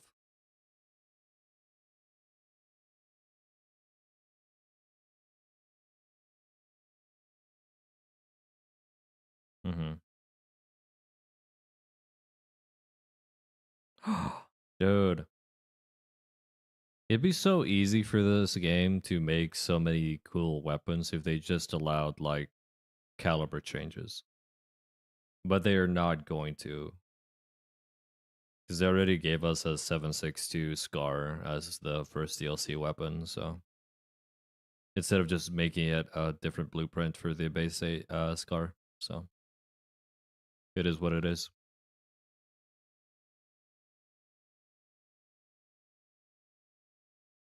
I feel like it's gonna be a it's it's gonna be a weird third DLC weapon thing. My headcanon is hopefully they make some kind of themed Vietnam era, like Cold War era throwback, like all the Call of Duty games do eventually in their DLCs. And we get like the FAL, the FAMAS, and AR-18, maybe a stoner rifle, stuff like that. That obviously doesn't make sense in a modern semi-futuristic context, but they're really cool guns to have in a game. Where interchangeable ammo? I don't know, because the Scar H is now as a carbine, so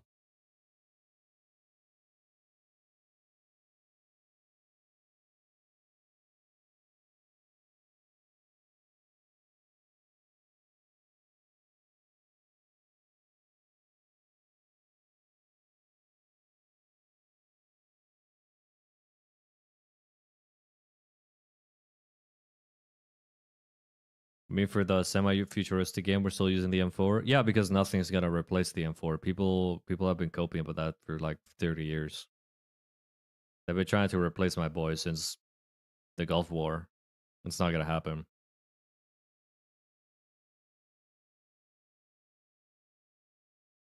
Yeah.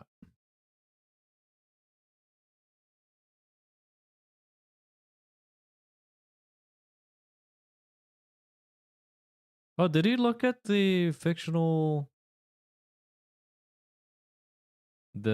storm? This is Jonathan Ferguson, keeper of firearms. L85, M10, M4A1, M227. No, he hasn't looked at it, so I guess they recorded this after the fact.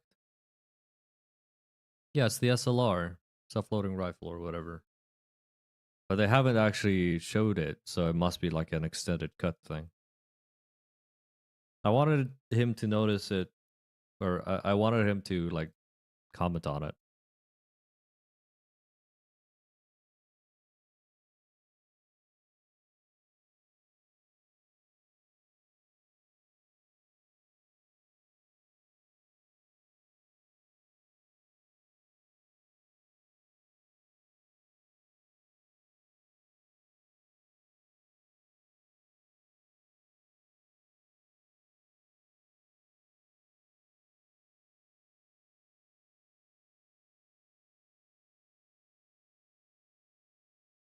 Yeah, that makes absolutely no fucking sense.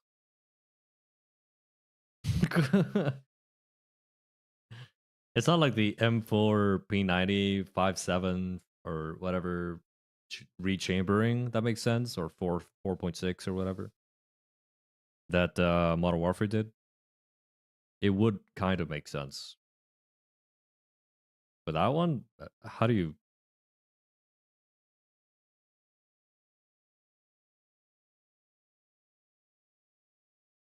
No, based. If it was a P90 mag, it would at least make more sense. Yeah, I mean they could have just copied Call of Duty. I don't think anyone's actually made a P90 conversion kit for an M4 or an AR-15 platform, so it's definitely a fictional weapon, but it makes sense mechanically that you could be able to do that.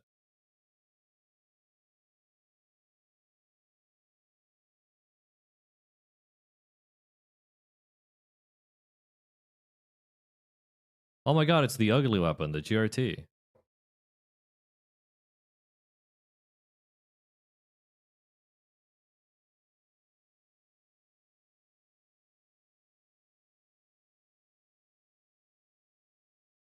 Yeah, the underbarrel grenade launcher.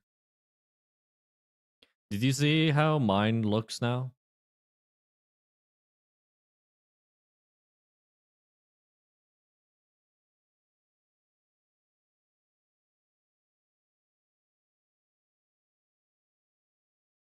No? It looks way better like this. This is with the extended barrel.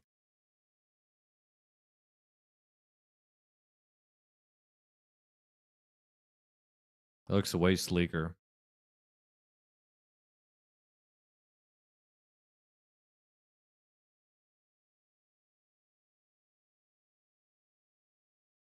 It looks more believable. I mean, it's real. It's a real gun, though.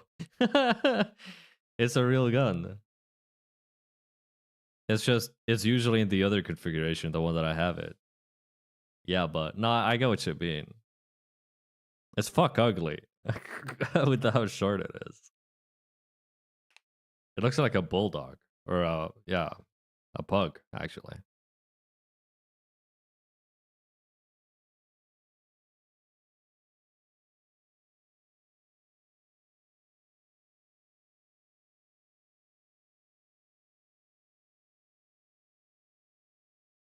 The Lapua.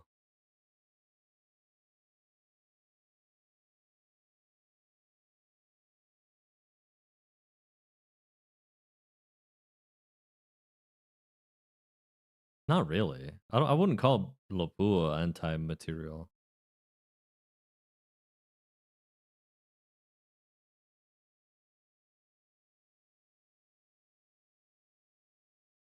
It looks so ugly, the Spectre. Ugh.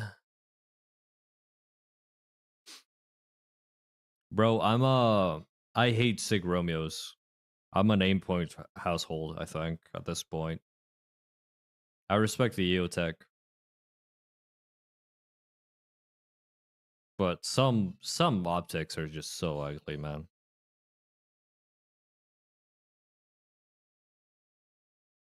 Nice.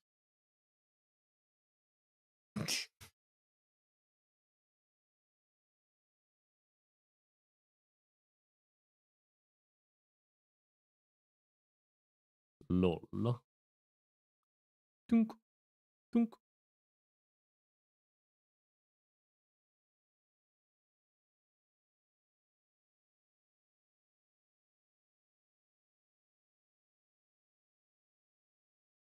It isn't.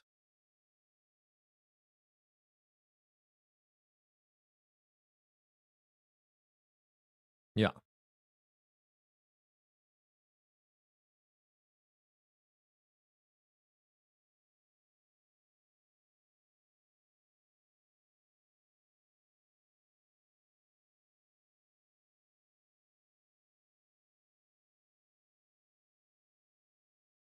As the Shah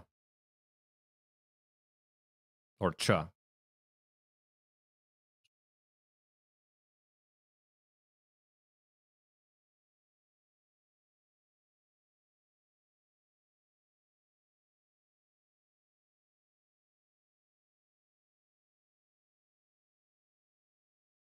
CH is Chukabin, yeah, I guess.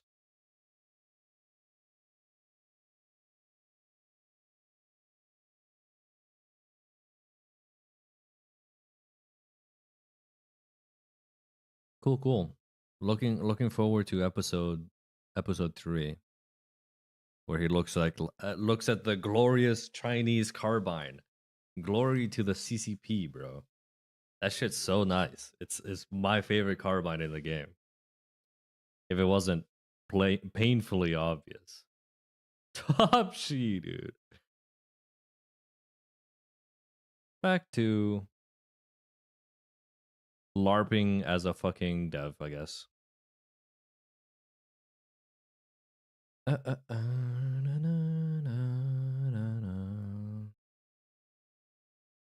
Fire Knight's Greatsword.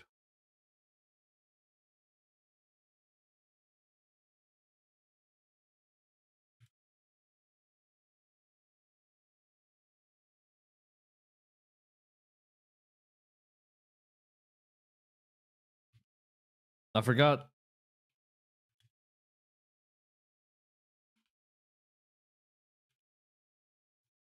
Oh yeah, I did make some changes to the Moon Refill. They're literally carbon copies to 60, 45. Yeah, these weren't changed.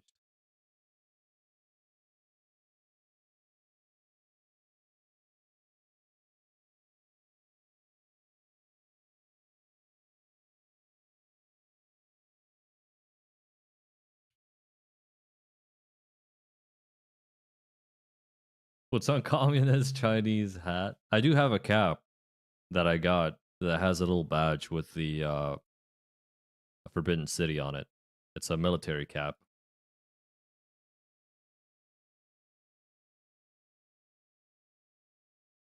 From back when I went to China for a thing.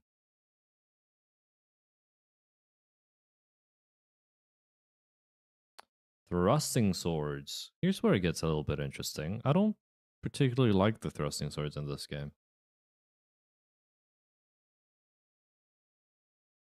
I don't know how good they are, so I've never tried them. A thing, huh? Yeah. A thing I had to do. Rapier. The rapier is pretty good. No, it was a personal thing, not a particular group thing. The best stock.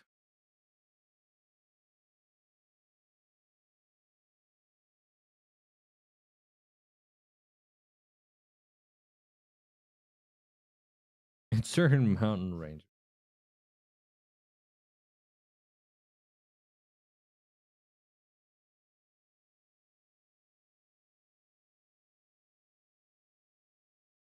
So the farming weapons are very interesting because like overall, I don't think they're that terrible.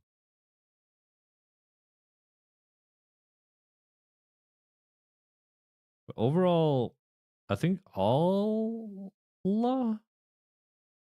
of the thrusting swords are pretty good. We're using Fracture Life, by the way, because there is nothing else for this game. Really. But like from what I remember, all of these are pretty decent. I'm gonna change the carry and sorcery sword though. Most likely. Give it better scaling.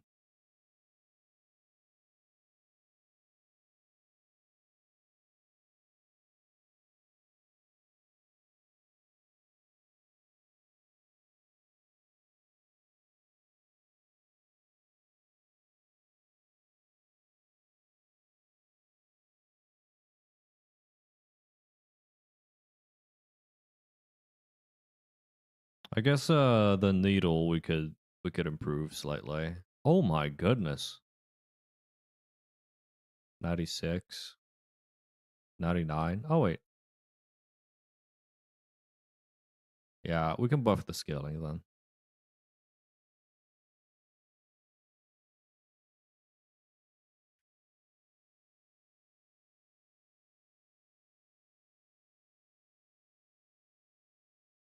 65 feels fine. Bum, ba-da-dum, bum. Just make it feel a little bit better for people who like it.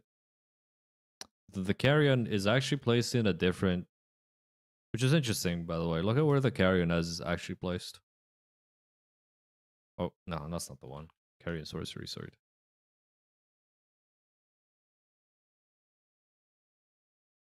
They actually made it's a straight sword. It got designed as a straight sword. It got copy pasted as this is the type of shit that I've been finding out about this game. There are so many like them. They designed this weapon as a straight sword, and then halfway through development, they were like, "It's actually a thrusting sword." It feels like, but like, sure.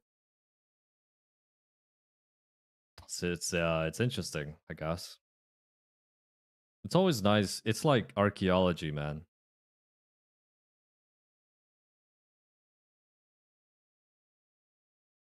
But you get this at the end of the game, so I feel like you should be able to like fucking bump this shit up to like 65, bro. Skill issue.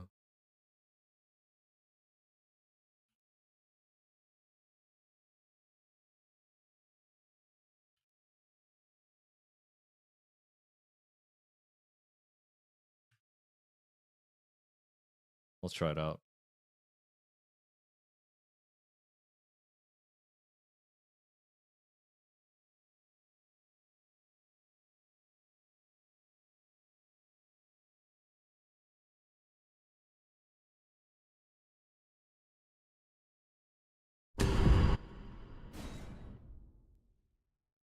Let me know if you guys want any change to the music.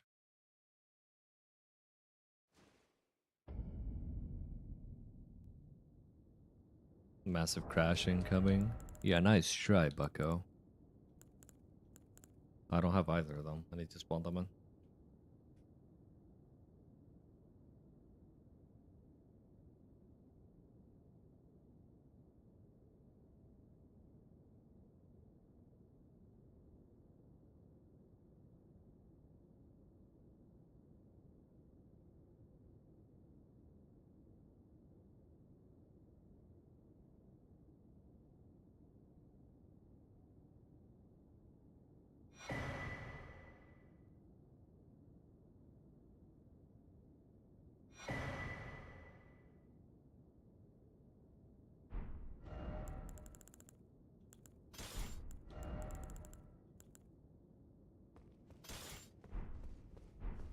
Let's see how they feel.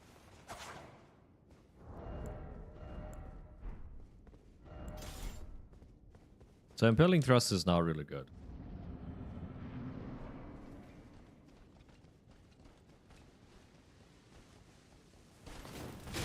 Oh.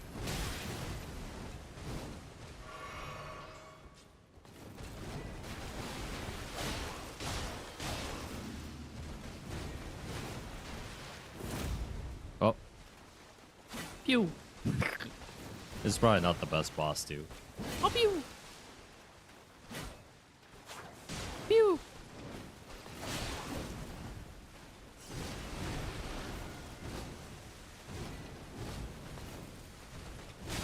Oh my god, it's so slow, though. Pew. It has no range. Pew. Oh my god. Do thrusting swords not interrupt her?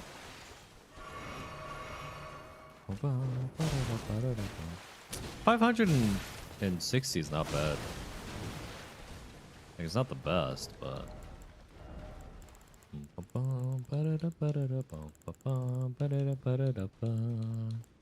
You can't change the speed of the ability.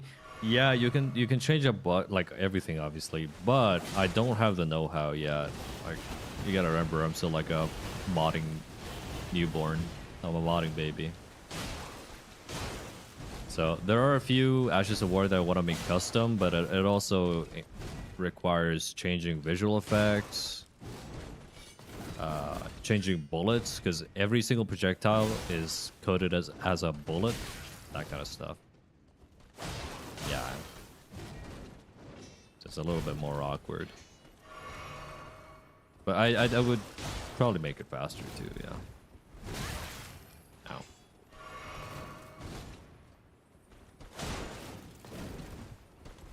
I don't mind the damage either.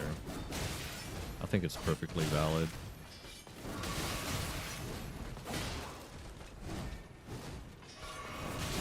Stop impersonating me, woman! I'm trying to prove a point.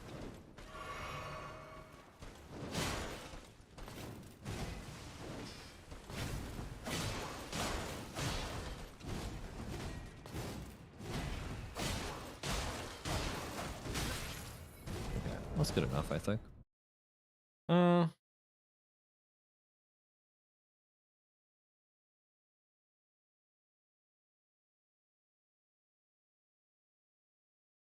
I think it's fine.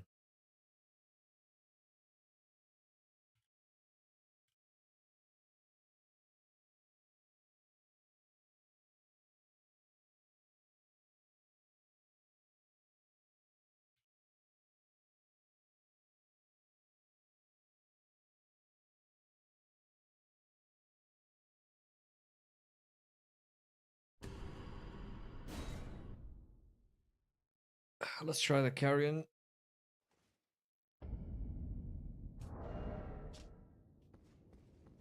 Ooh, I don't want to see that number. Ooh, that looks like a terrible number.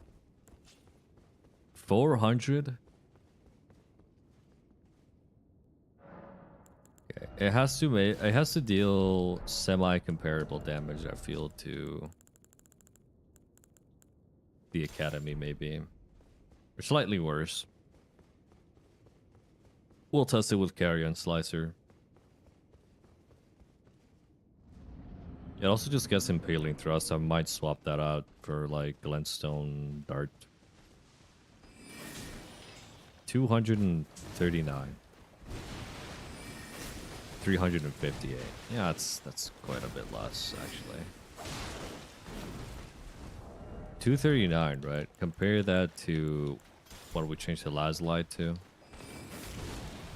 Yeah, that's quite a bit less. Okay, this needs more adjusting.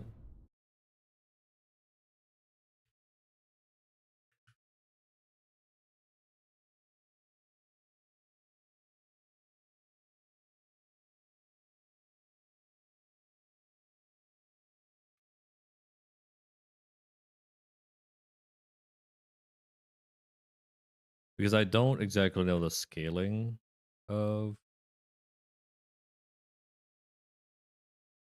the little sword.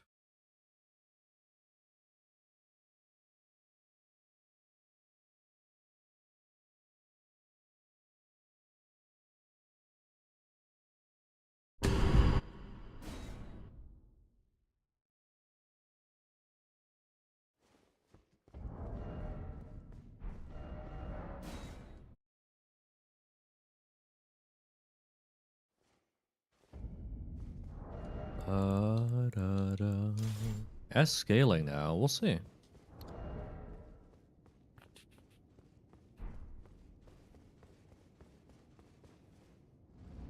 I don't want to buff the damage like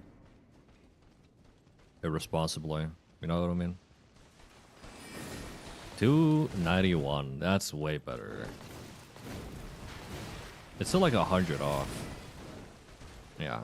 Slightly less than 100, but it feels way better.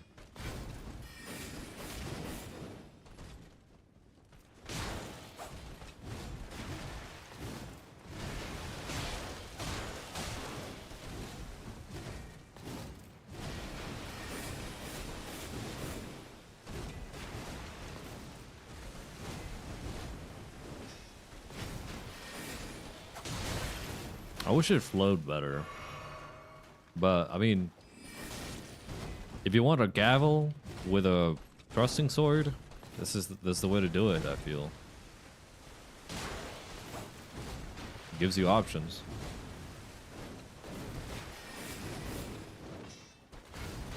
It would make it the best stunning. Ow.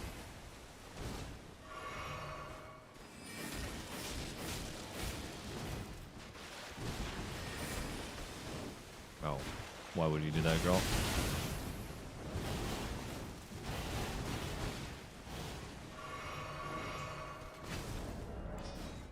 That feels better. Maybe we'll round it up to 90. Call it a day.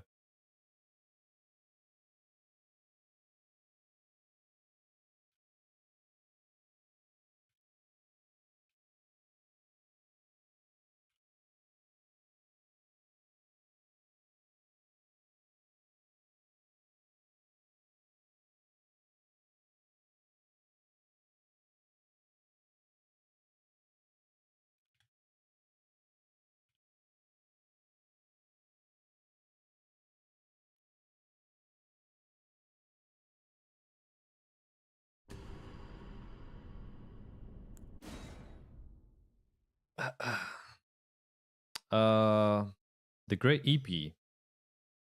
The Great EP is really good already. I don't think I would change any of the heavy thrusting swords.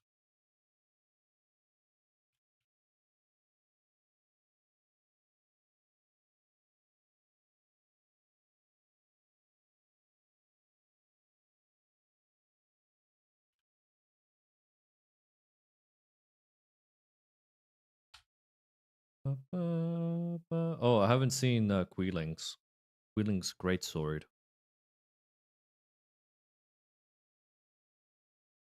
I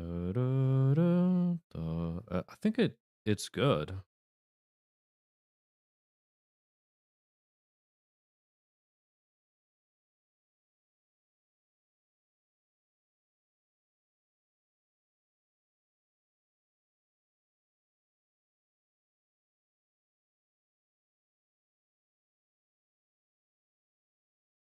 It's like incredibly long from what I remember, so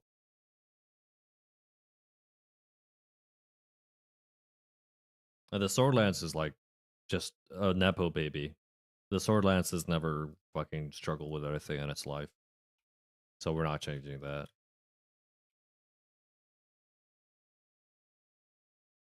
Man, the heavy thrusting sword category is so buff. I don't think there's a single other category that's like so unbelievably buff as it stands. I'll just type this out. All.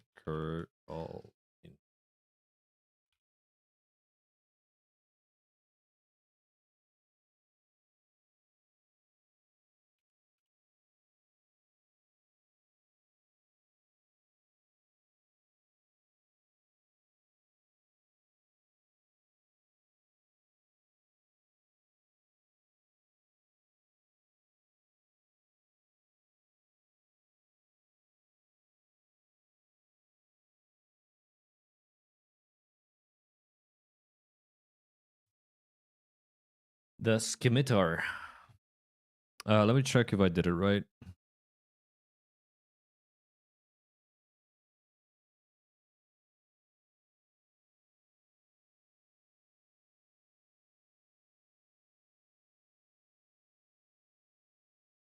Yeah.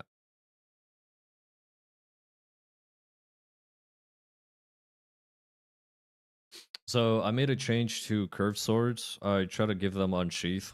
The reason for this is pretty simple. Curved swords, I think, are too restricted to being like dual wield dandies. They get really good Ash of War options already, but hopefully Scimitar, or sorry, Unsheath will give the weapon class a little bit more of a stun playstyle. I blame media. Yeah, I agree. Everyone thinks of the Scimitar and they go like, "Oh my god, it's that sword from the Mummy," or whatever. You know what I mean?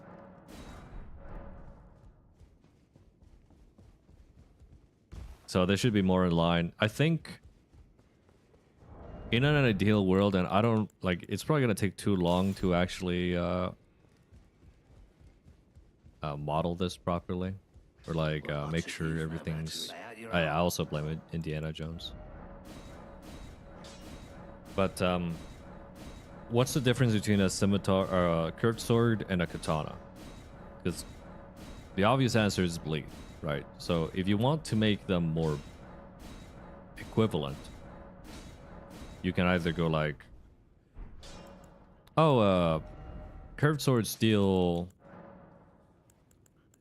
bleed damage now because they're both slashing weapons, and I don't really like that idea because that's just again making them too streamlined. I'd rather have them do on average more damage than an equivalent katana, I think. Now the funny thing is this is a modded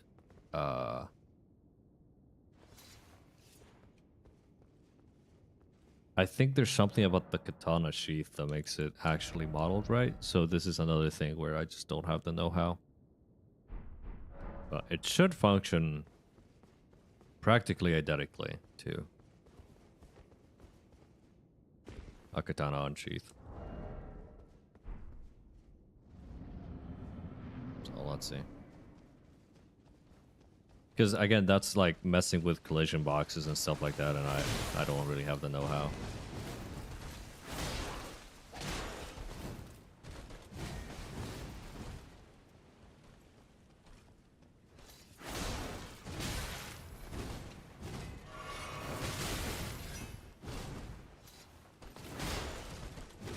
Yeah, this feels good.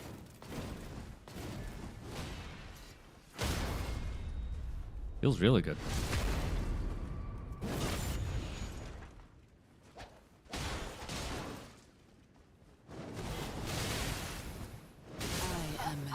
It did not lock onto her. Lucky.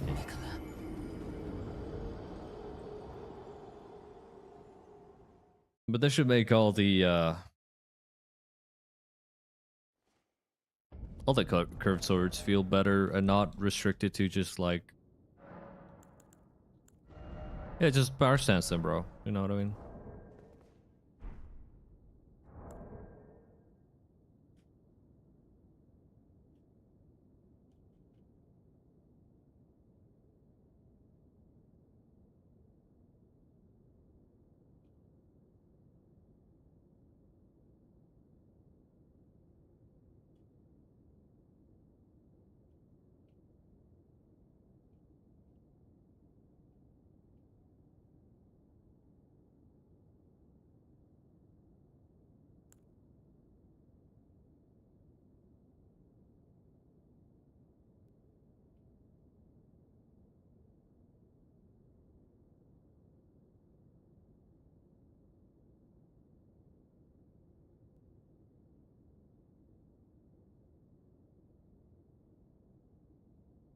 The Shamshir is already a really good weapon, so like this would make it even better. Let me actually change. Let me remove this mod here.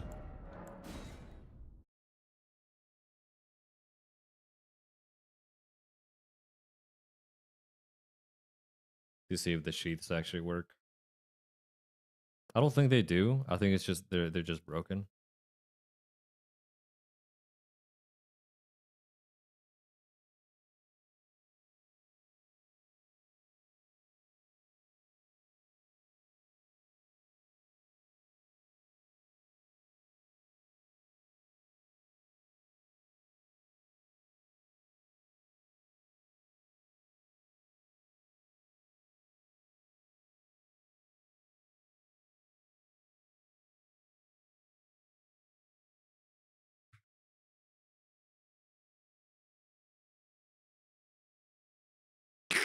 Thanks. That's definitely not what I clicked, but thanks. I'm glad to know that Dark Tide is now patched to accept not mods.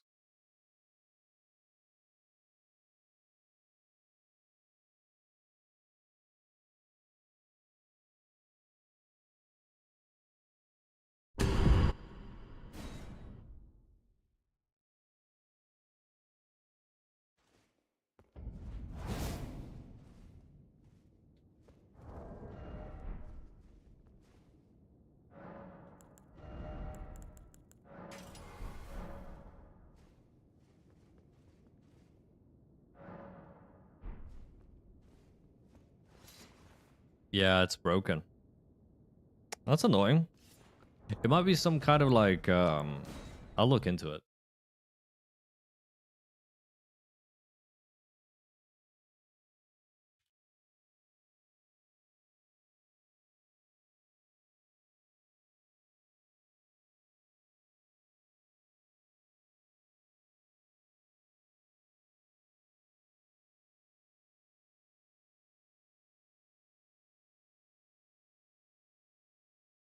I'll just fix it in future. As long as the actual weapon art works correctly, I'm fine with it.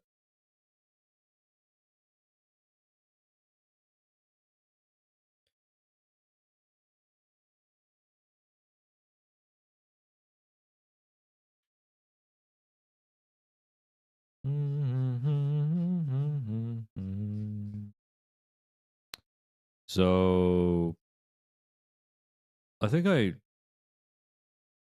slightly, this is the only weapon I slightly nerfed, but honestly, I am even feeling bad about it.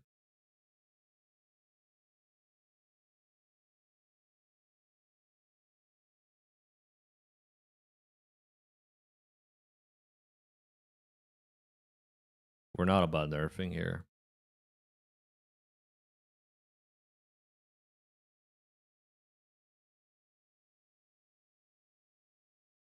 It was a slight nerf too. I did change some of the scalings as well. So like,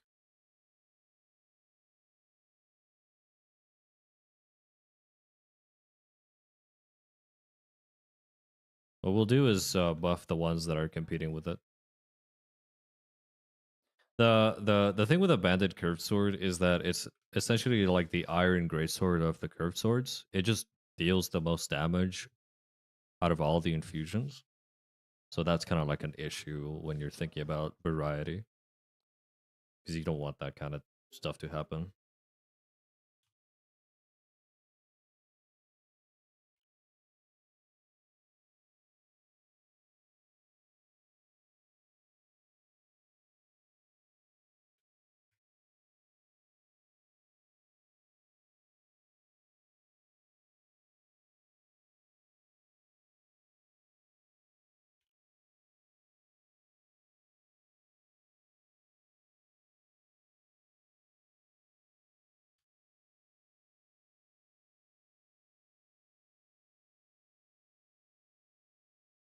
Let's look at the other ones though.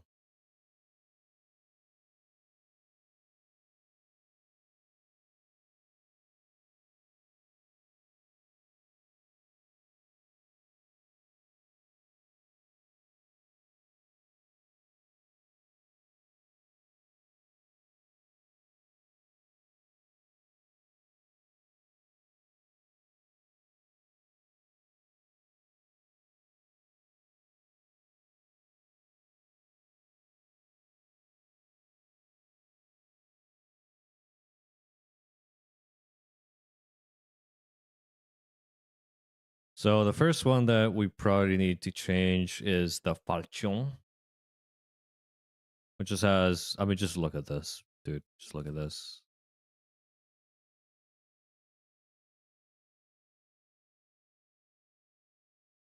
$10 extra points, slightly more requirement.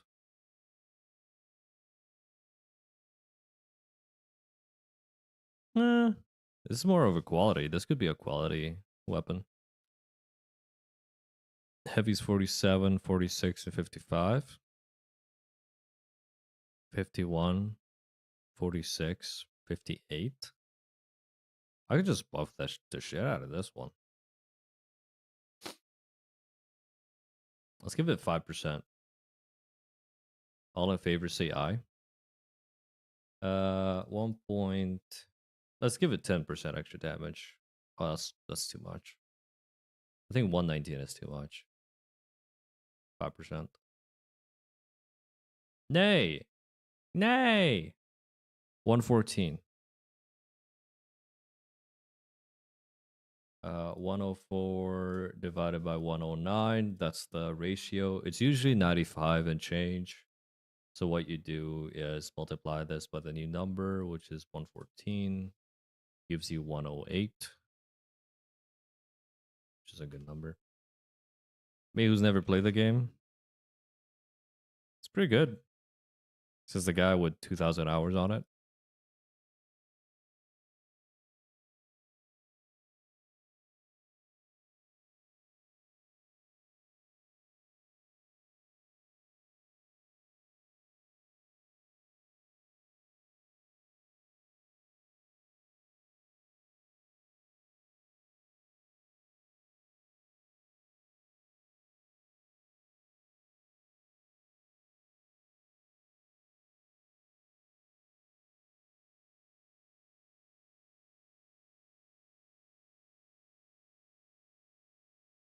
How dare you vandalize the great Miyazaki clan coding? True.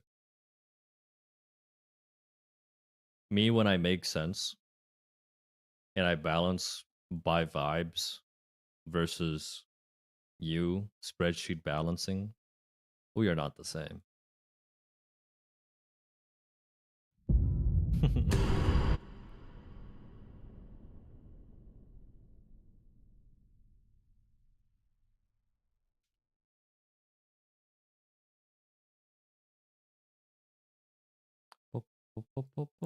I'm stupid.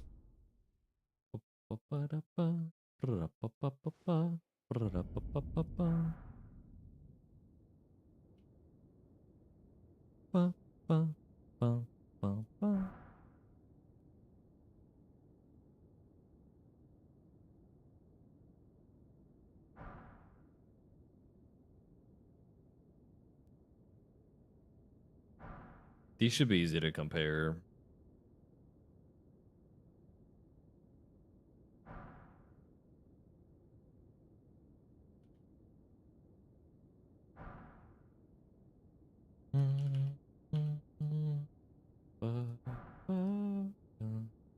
These are most of the normal ones.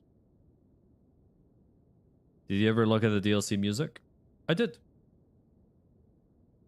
I added some of them. Most of them are boss fight music, or yeah, boss themes. So that's why I haven't.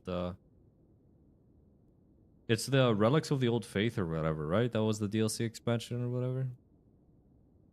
I did look at them. Most of them I added already, but like I said, they're boss themes.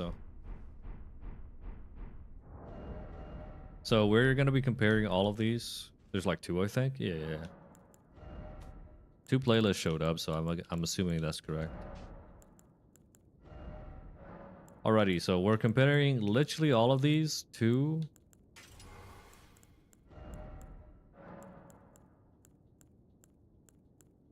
Oh, wait. Why does this have a different scaling? Oh. Is that why? Look at this. Heavy and keen don't change. By the way, this number is the one that's important. Not this one. Obviously, that's just scaling. But the raw base number changes. So maybe low key, high key. Let me check that out.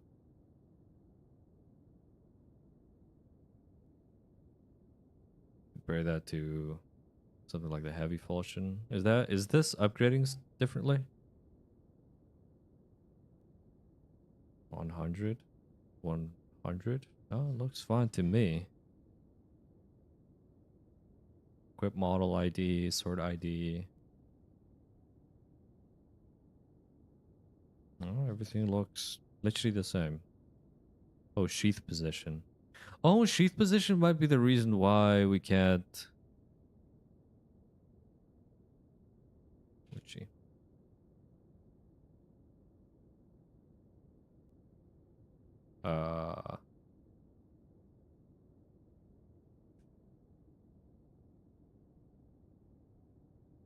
attack attribute 2. No, that's for piercing damage. Short group. Could it be the sheath position that...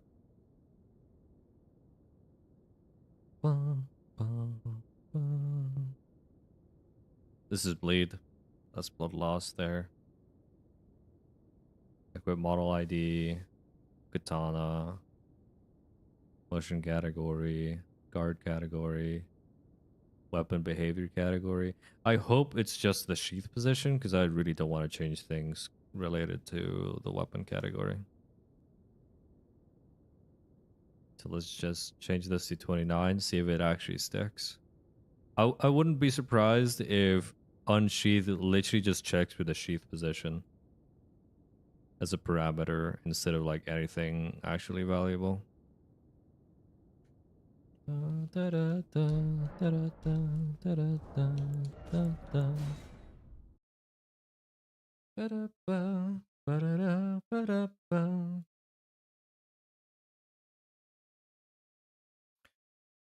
on, man, launch.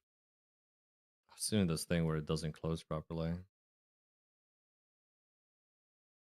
Bum, ba-da-dum, bum, ba-da-dum, bum, ba-da-dum, ba-da-dum, ba-da-dum, ba-da-dum.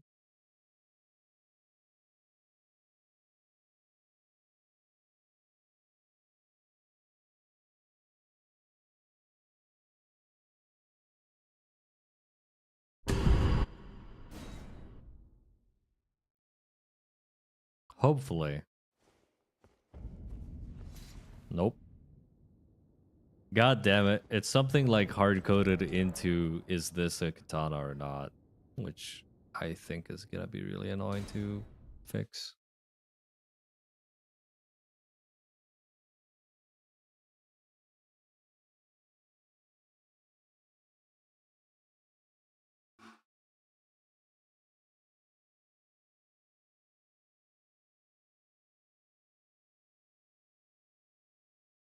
Because if you go to gem, I changed it to accept curved swords.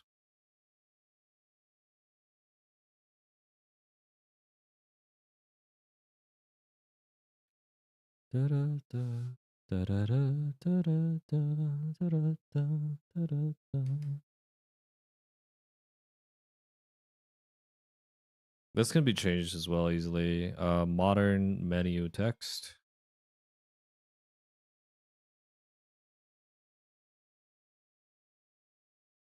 I don't think that's here. That's not in a parameter. That's in a text.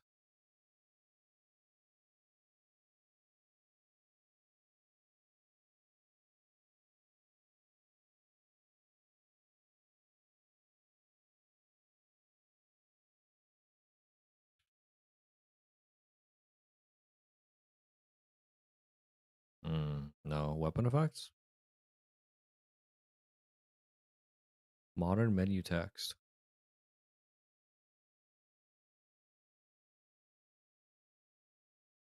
Ash of War.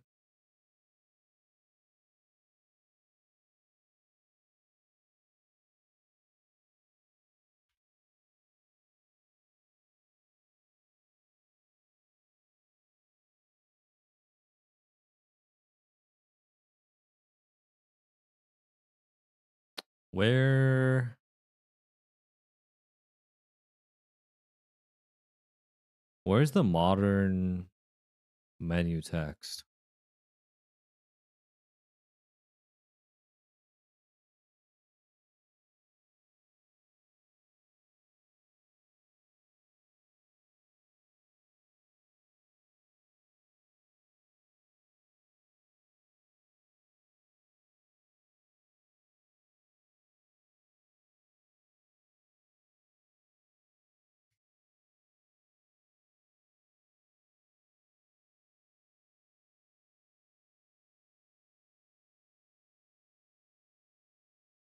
Oh,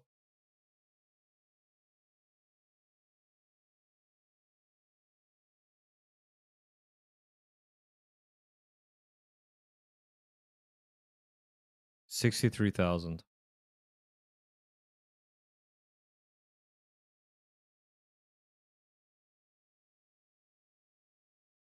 Boom.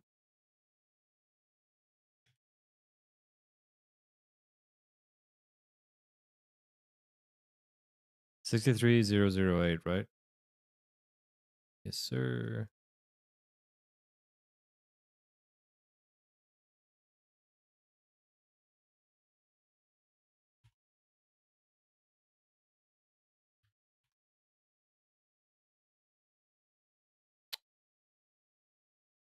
Or not?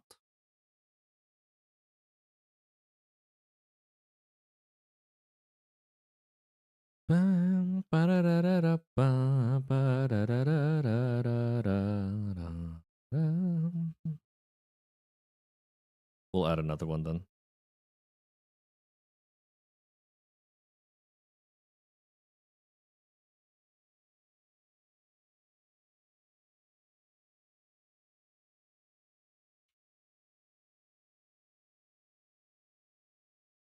Ba, ba-da-da-da-da, ba, ba-da-da-da, ba-da-da-da. Yes. Let's go, dude.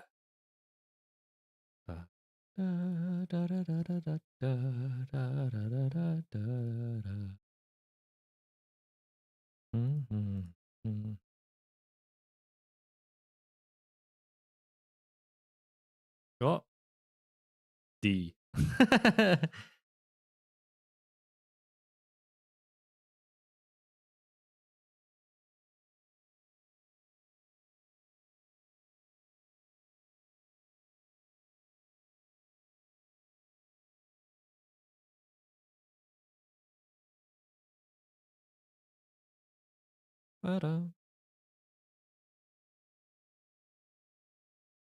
But we still have the problem where it doesn't tell me anything about it. It has to be in the skill.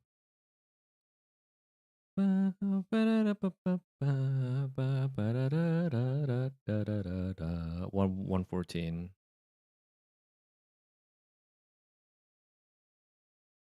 Sword art type 14.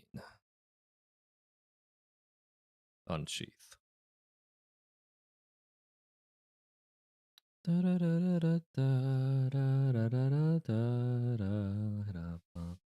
D. Is a hand art reference. Blah blah blah blah. FB consumption AI judgment ID. But again, this doesn't really tell me much. Title text. Skill.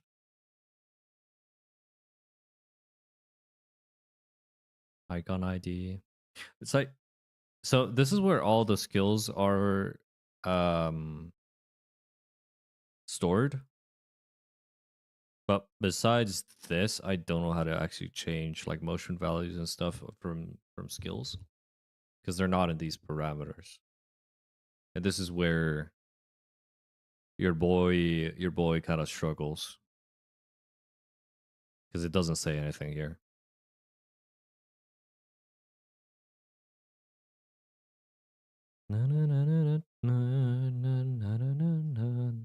We'll leave it. We'll leave it like as it is later. Maybe I can also just try. Weapon sheath position is not it. Sword art parameter. Can I change this to 900? Is it actually the behavior variation ID? We're doing keen, right? I think 900. So hopefully this doesn't give it the katana moveset, but it does give it katana properties, which is enough for.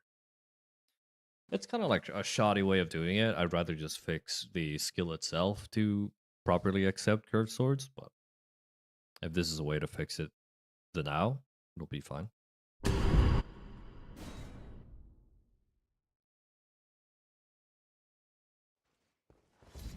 Nope.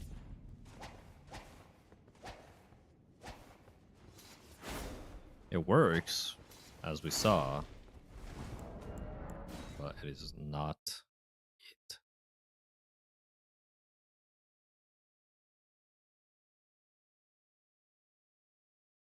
Could it be weapon motion category? Is it actually a weapon motion?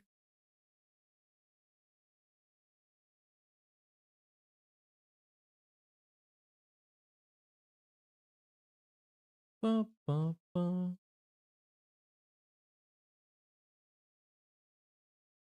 I really don't want to give these things katana movesets.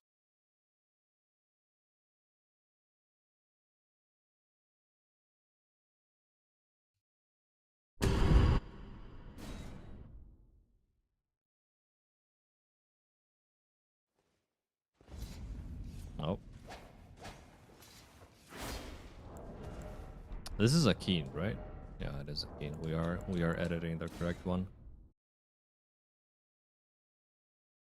28.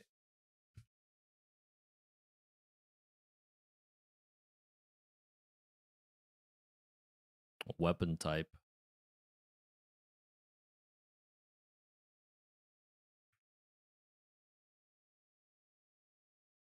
This is the scientific method, by the way. It might not look like it, but yeah. We are changing one parameter and seeing what shifts.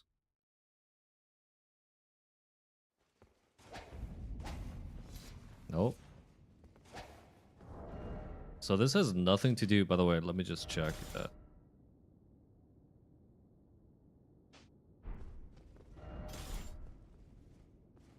I just want put the sheath in the bag, little bro.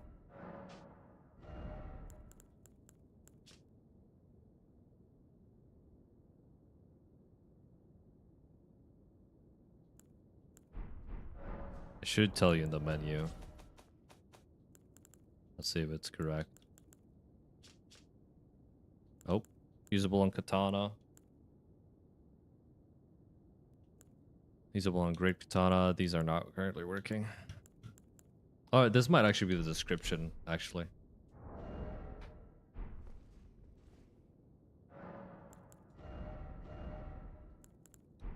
Question is, does this now break on a katana?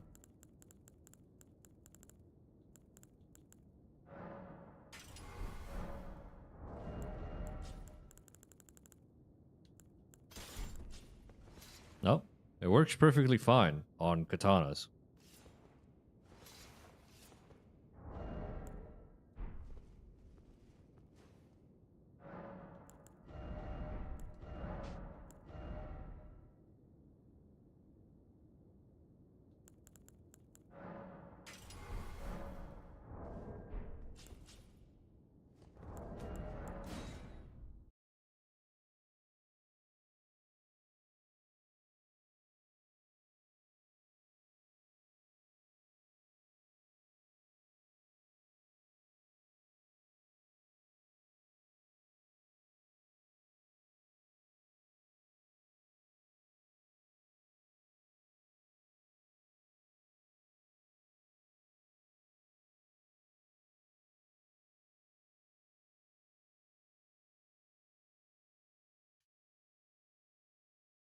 Okay, let's change the three things that like weapon motion category. Let's change these two. It might be a combination of the sheath plus the weapon.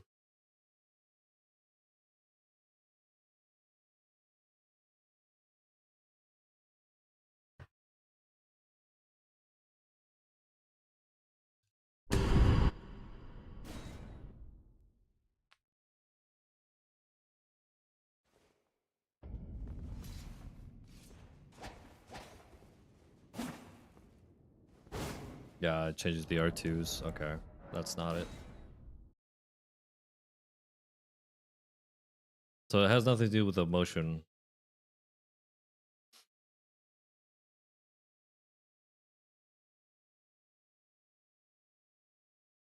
How about the behavior parameters?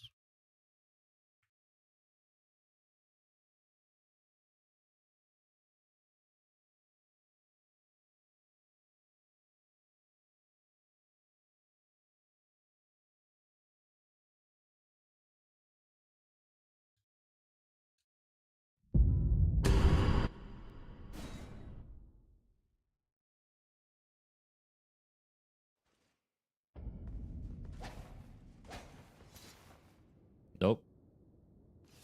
The sheath is also already upside down, so it has nothing to do with the sheath. Man, this is very curious. What could it be?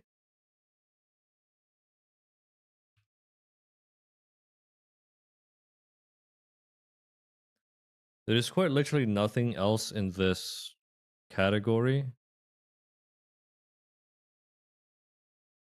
that I could think of that might actually change the way it works.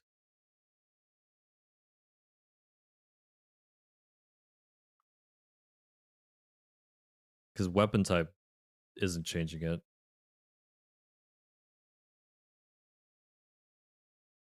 I'm pretty sure we checked this.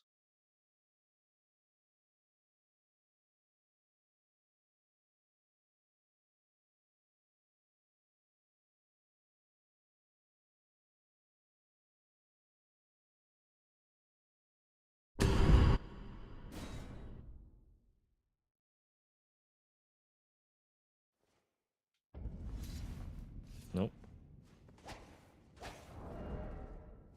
Yeah, that only changes the weapon category in the menu.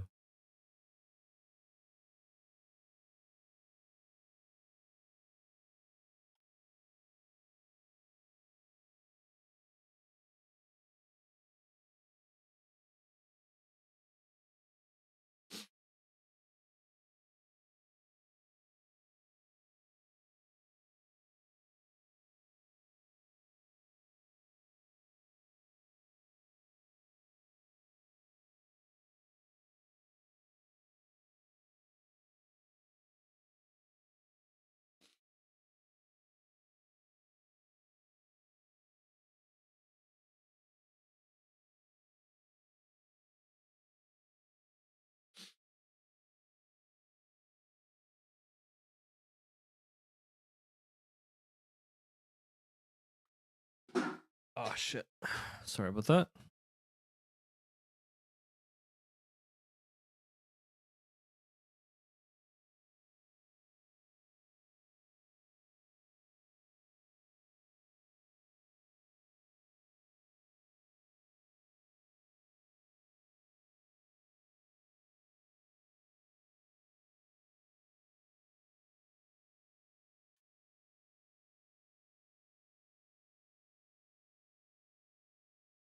It's just an error.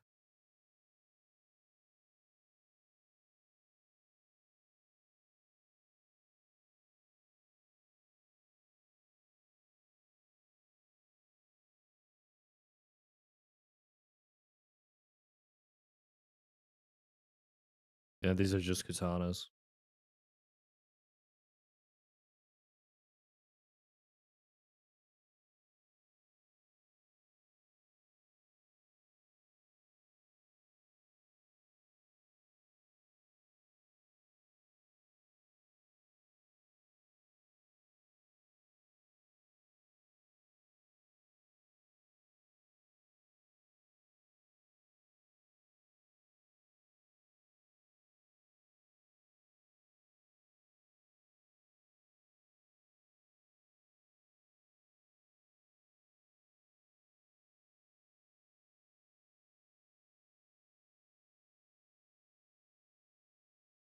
Yeah, this shit's just like non-existent, man.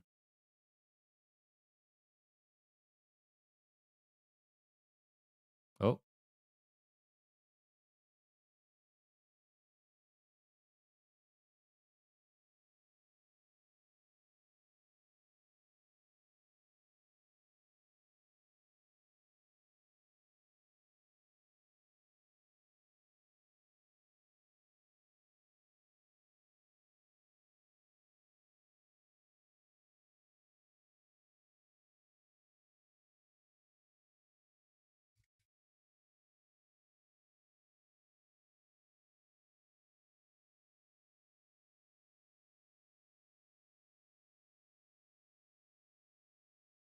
Ba-da-da-da-ba-da-ba-ba.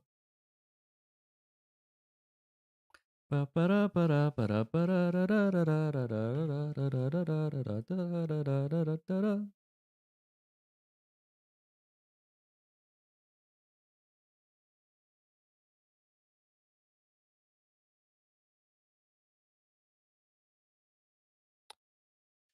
Oh man, no idea, brother. No idea. Where the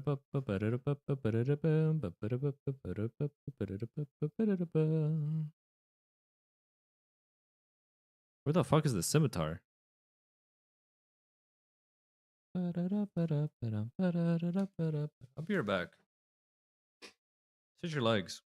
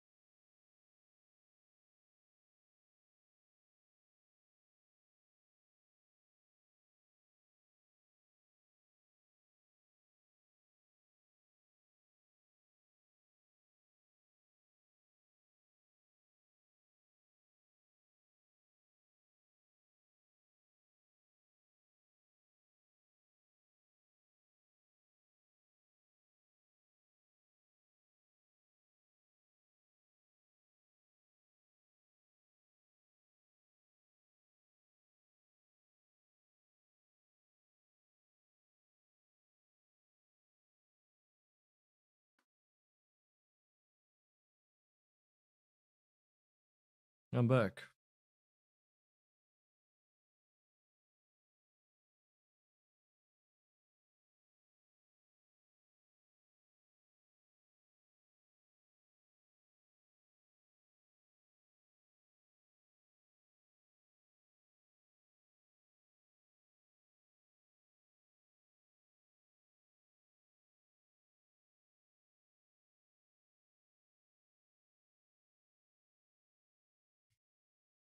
It has to be something that all the katanas have in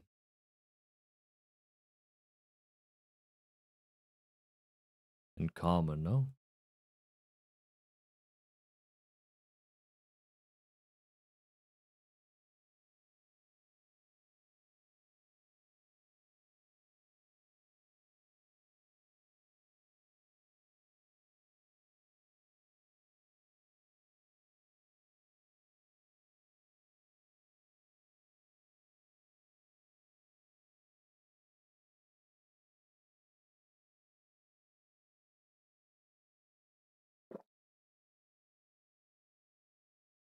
Oh. Equip model category.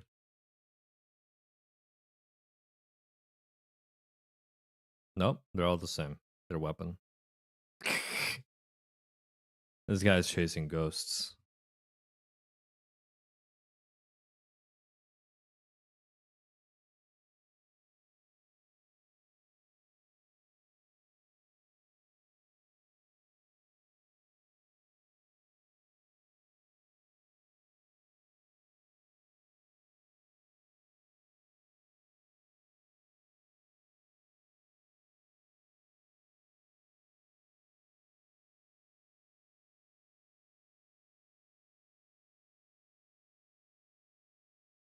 Because I don't want to download. Well, I'll probably have to download DS Map Viewer or whatever it's called.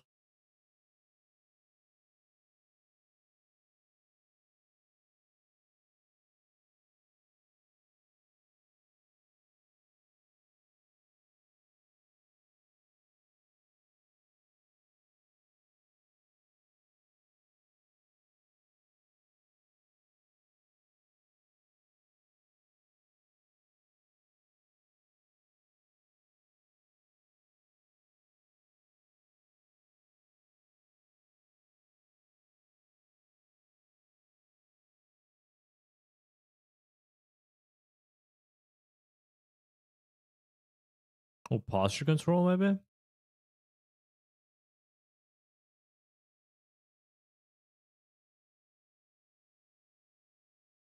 Nope.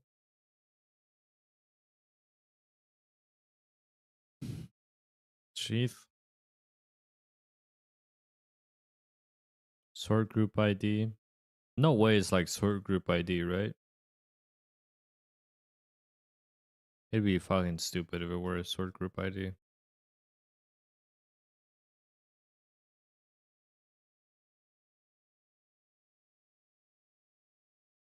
There is something in that skill somewhere that is like, okay, grab the sheath collision or whatever. Mesh. And hold it in the hand. But only for katanas.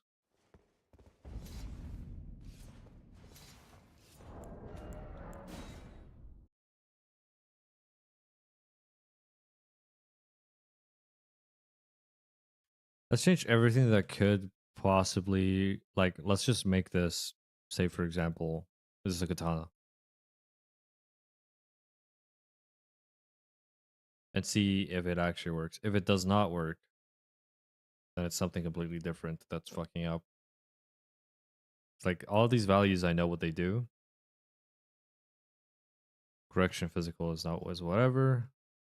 Guard resist is whatever. Upgrade materials is whatever. Special motion value. Let's fuck it. Let's change it to this. See if it changes anything. Base attack repel. Yeah, this is the same thing.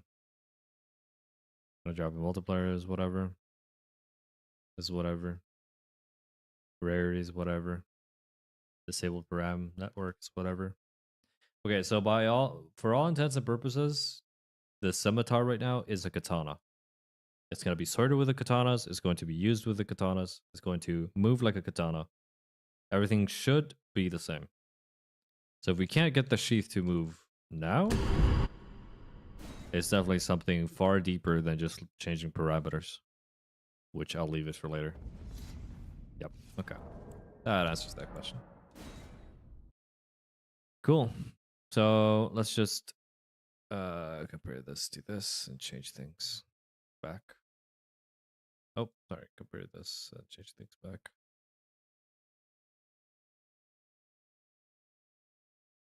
Curved greatsword. No, that's definitely not what I wanted to do.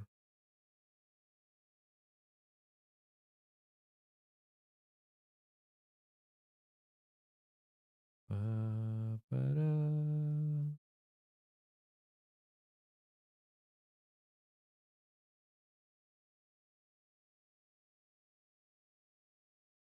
Cool. Yeah, unlucky, I guess. It would have been cool. It's definitely working like mechanically, but it would have been cool to have the sheath work. Maybe I could look in the Discord. If I just keyword search unsheath.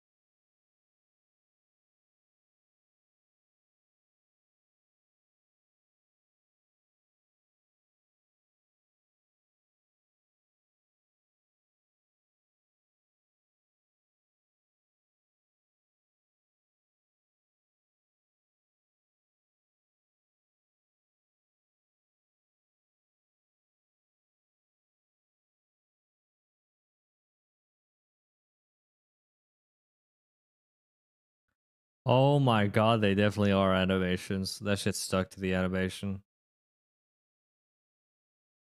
Oh god. Oh god. No.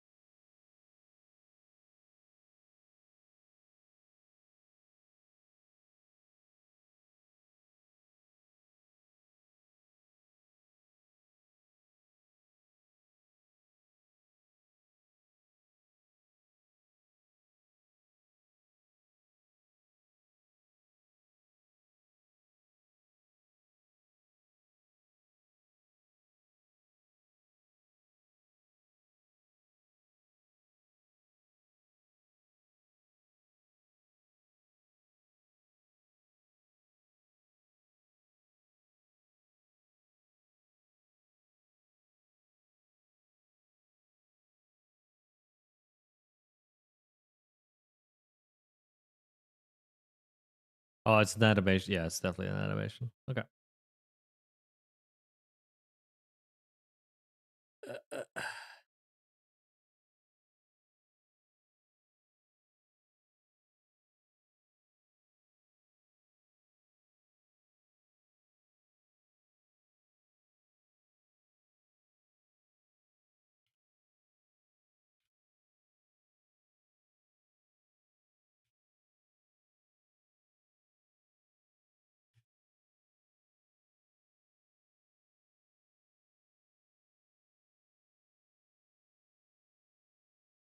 Yeah.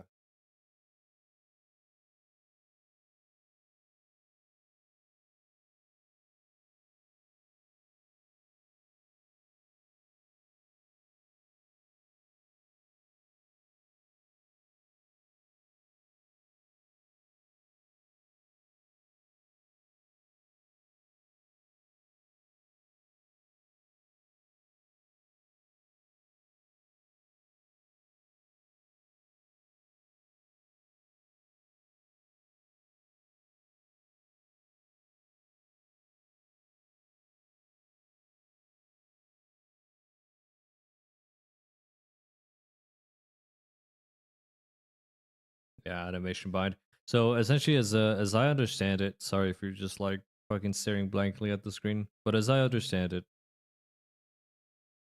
um,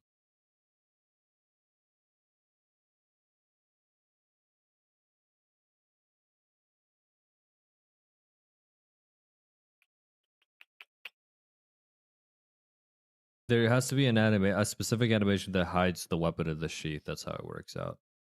So it's not like it takes a sheath thing. It's like a specific tailor-made animation. And if we really wanted to, we could test it with Rivers of Blood.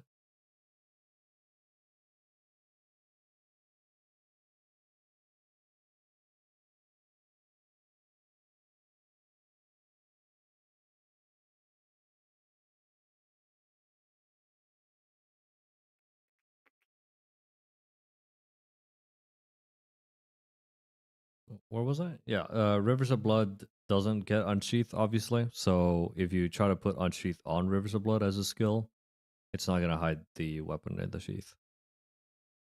That's good to know. Yeah, I need to change the animation bind files.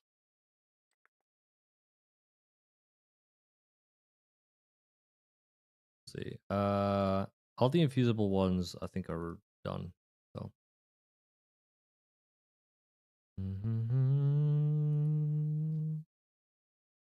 Beastmen, bandits, falchion, flowing curved sword apparently is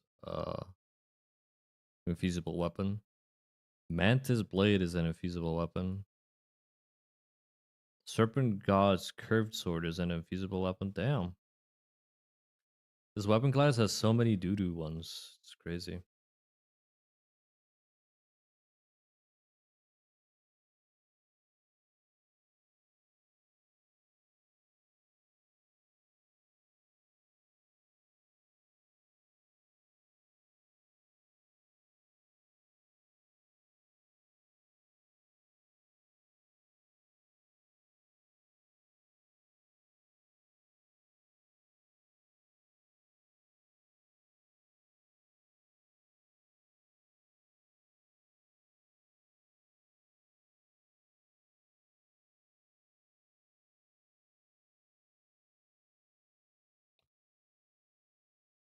Okay, yeah. Let's test the falchion then.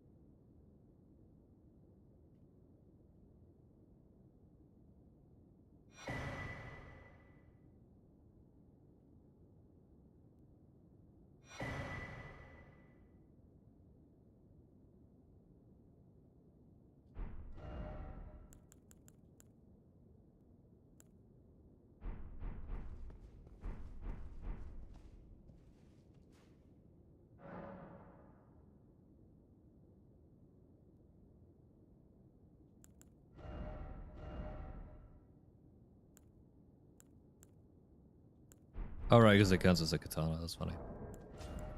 Let's reset that. Alright, so we're gonna test the falchion. As for the Shamshir, I think it's already good.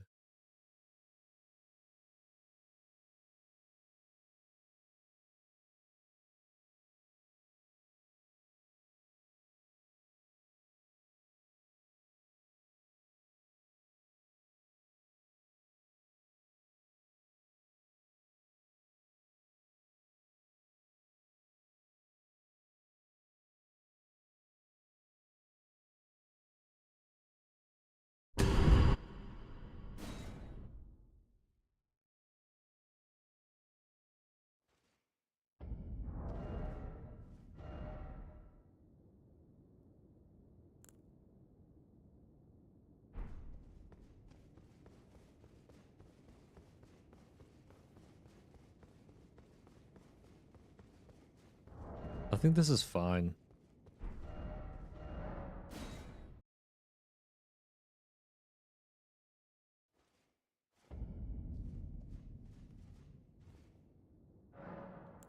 It's also like extremely fast, so we're comparing everything to the bandits. So let's look at the falchion.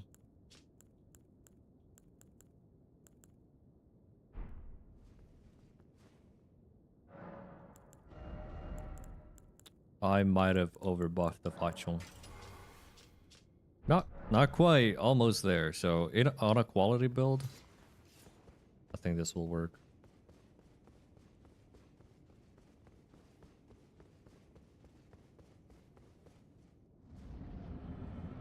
%5 damage goes a long way, guys. It's the only thing I changed about it.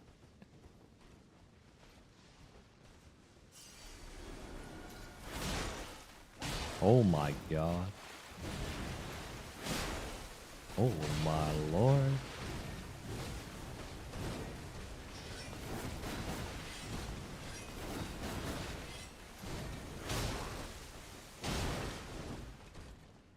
Yeah, this is nice.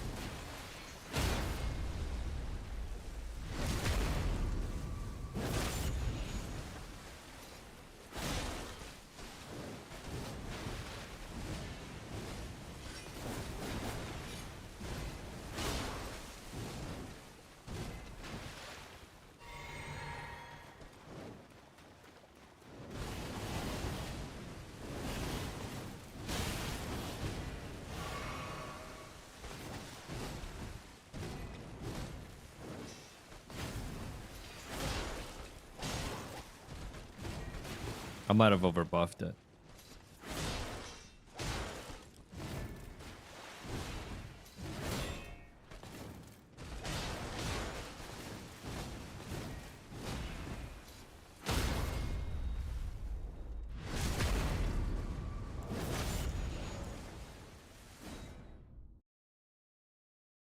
He says, knowingly. Yeah.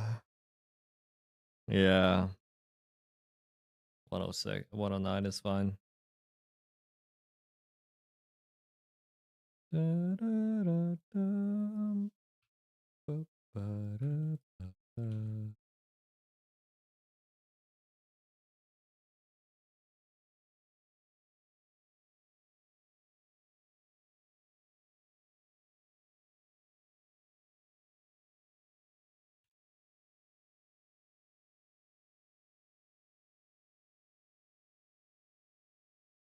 What I can do is buff it ever so slightly here to make it a much better quality weapon.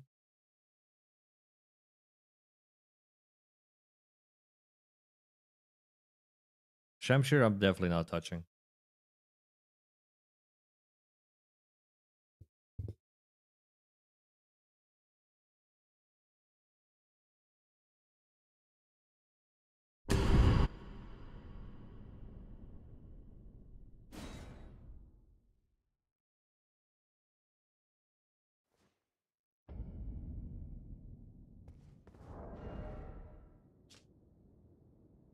Nice. That's pretty much what I was looking for.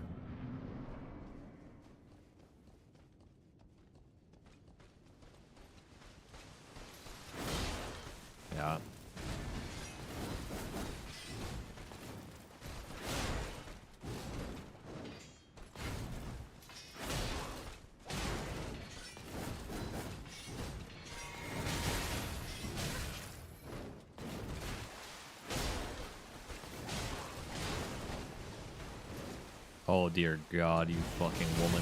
I am Lena, Blade of Mikkel. Oh, so early.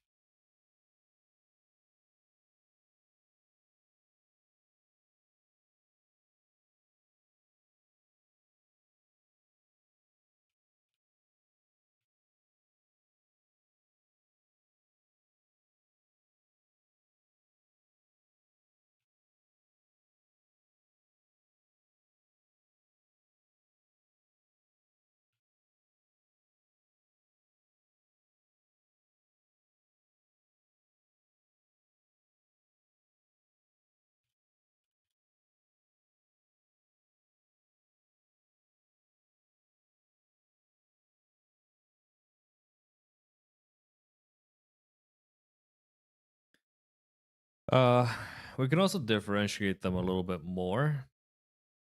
Like a magic falchion is 45 and a magic banded curve sword is 41. So we can buff this to like 50.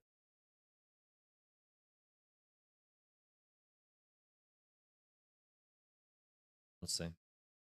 The idea is to make it pop over the bandits because they share the same move set, so there should be a reason to use one over the other depending on what you're looking for. Because they're also both farmable, and they're both farmable very early. Bandit's Curve Sword you can get in Weeping Peninsula, and Falchion you can get in Blimgrave, so they're quite literally identical.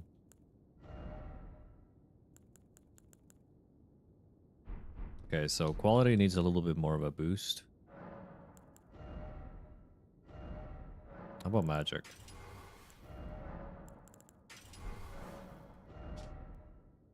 See, like, Bandits is so fucked, man. Bandits is so fucked. It's crazy how fucked Bandits is. It's too good. This is why it's like the only weapon I wanted to nerf.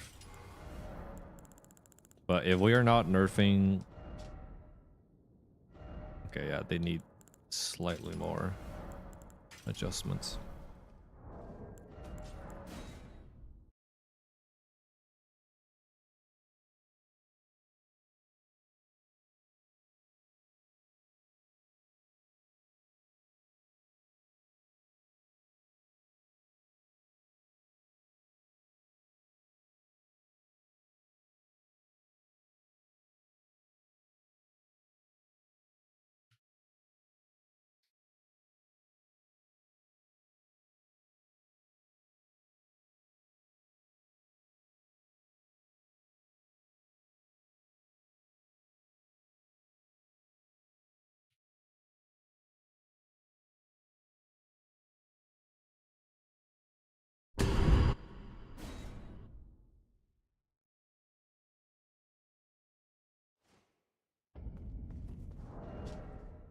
There you go.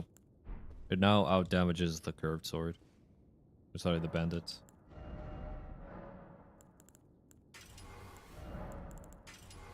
Should outdamage it here as well. Yep.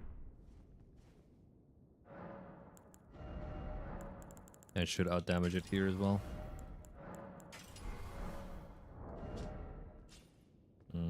Ever so slightly. But it shouldn't outdamage it here.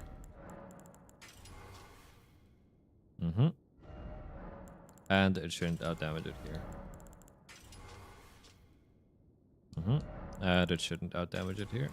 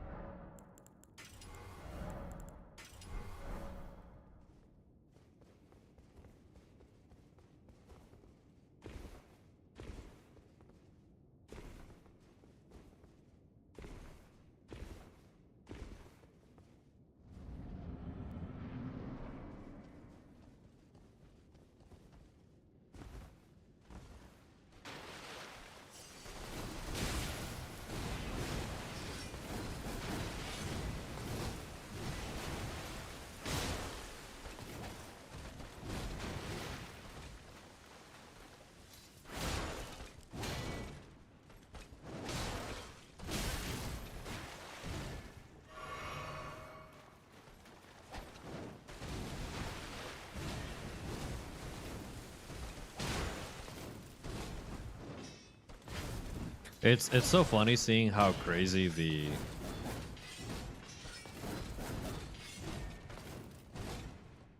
damage output looks, but it's just unsheath. It has nothing to do with the weapon under it. Oh.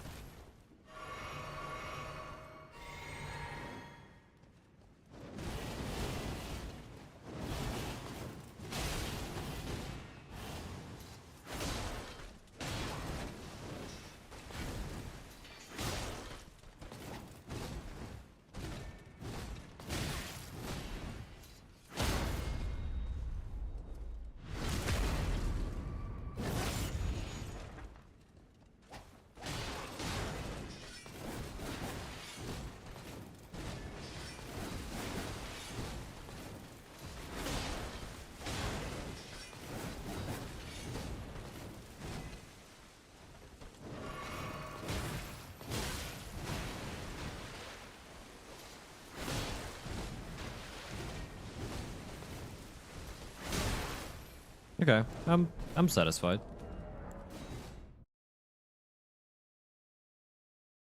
Like I said, I don't think I'm changing the Shamshir. I could definitely make it better.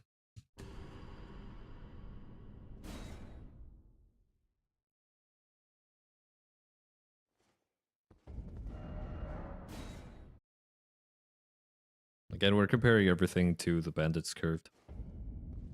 So if, in this case, I think I would use the Bandit best in a keen angle. I wouldn't mind if it's like the go-to keen weapon. And as you can see, it is falling a little bit behind. So let's go. Oh, wait, no. Yeah, well, even worse.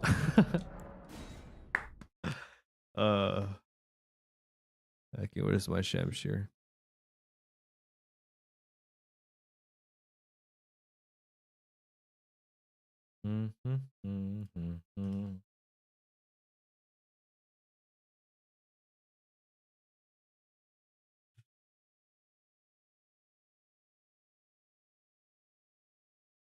We're just going like balls to the wall really quickly to see exactly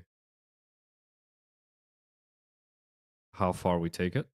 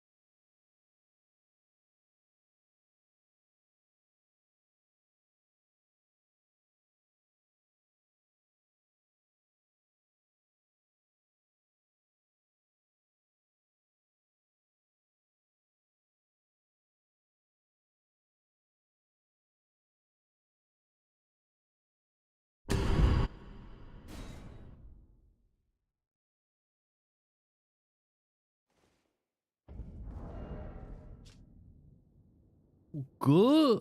That's a little bit too much.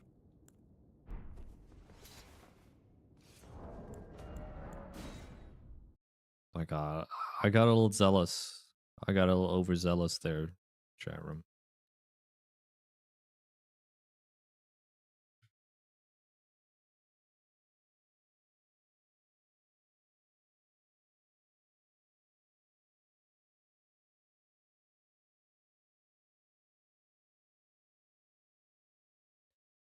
Ba, ba, ba, ba, da, ba. Ba, ba, ba, ba, ba, ba, da, da.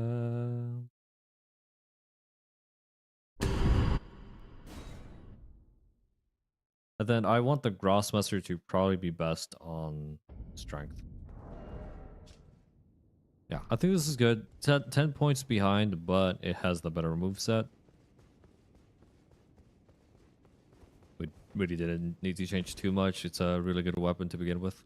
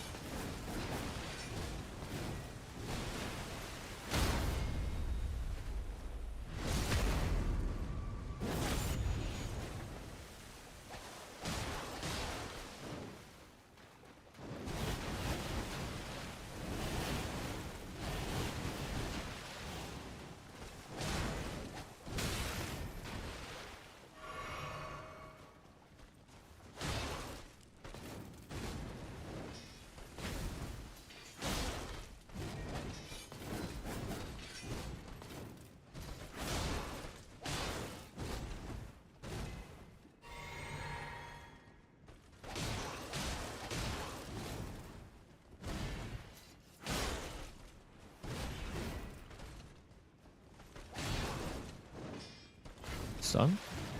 Oh, she moved back.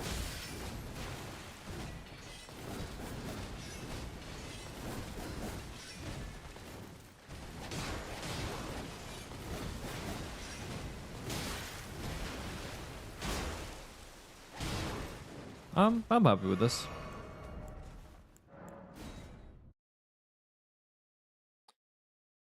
I think it's good.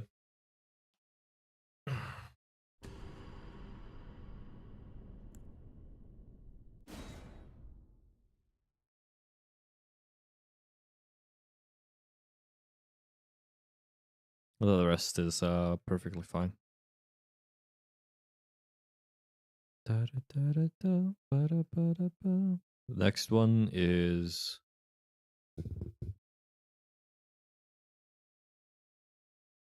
Scimitar is fine, like we said, the Grossmaster.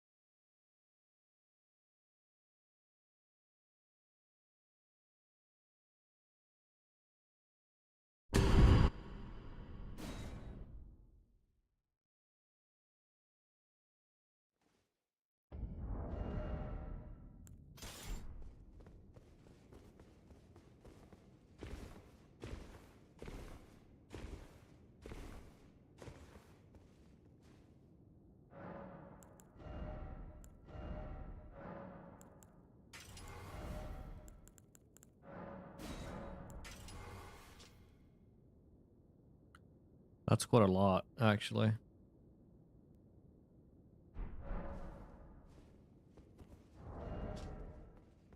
Oh, dear heavens, that's quite a lot.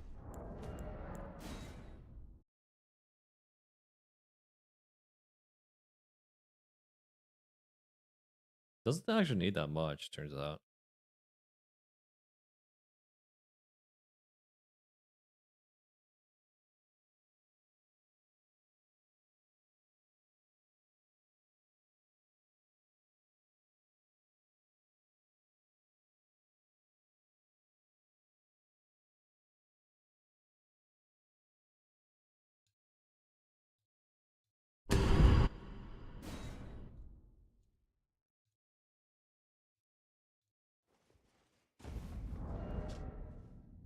Yeah, there you go.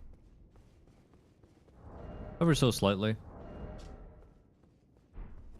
I could buff it a little bit more, like 51.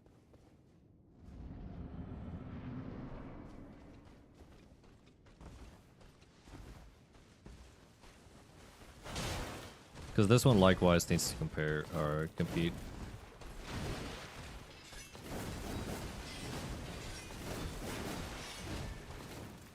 Just on movement or moveset.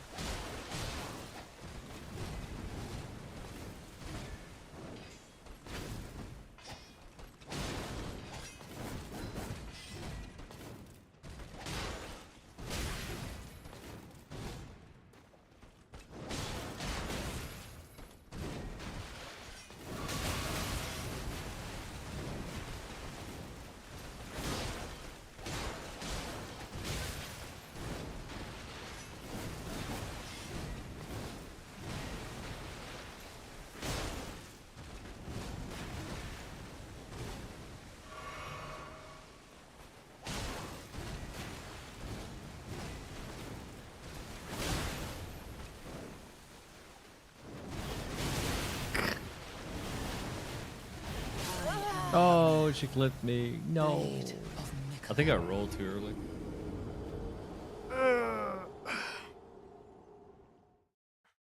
God damn it. All right. That's pretty good.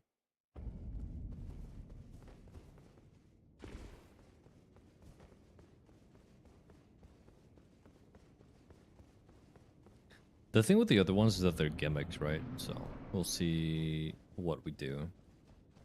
We have a lifesteal, we have bleed, we have the fucking mantis blades. I don't know what they're for. Right, I'm changing this to 51.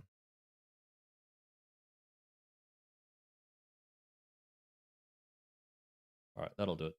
Banded curved sword, no changes.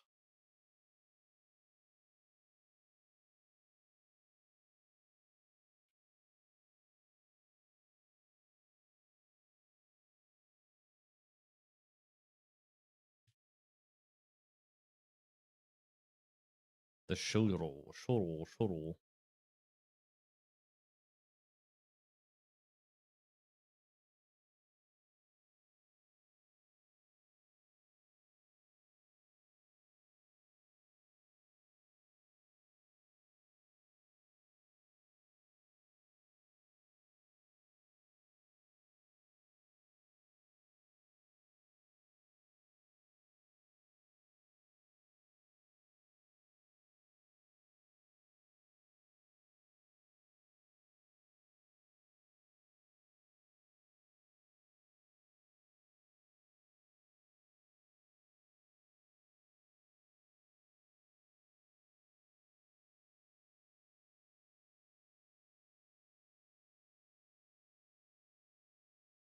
Ba-da-ba-dum. Ba-da-bum-bum, ba-dum-ba-dum. They should probably do pierce damage. Now I think about it, the shoulder. That's probably a good change. Just look at the.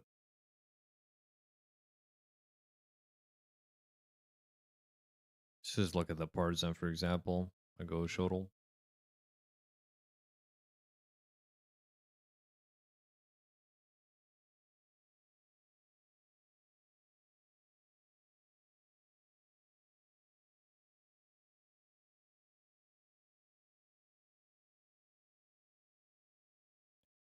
Ba-ba,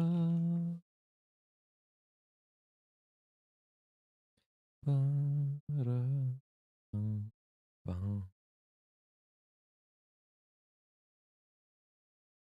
Where exactly does that fit?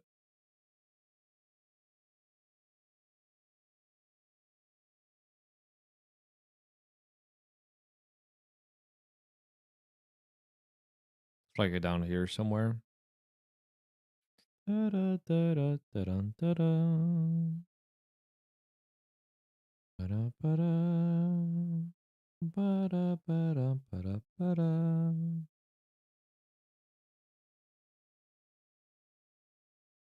Doo-doo-doo-dum-dum-dum.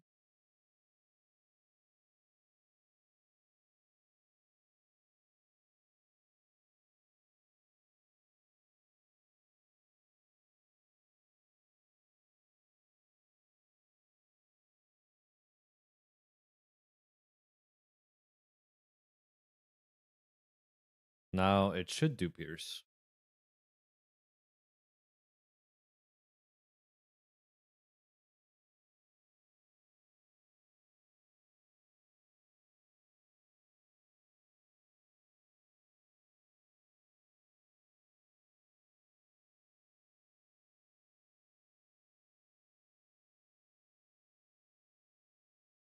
Da-da-da-da. Ba-da-da-da-hum.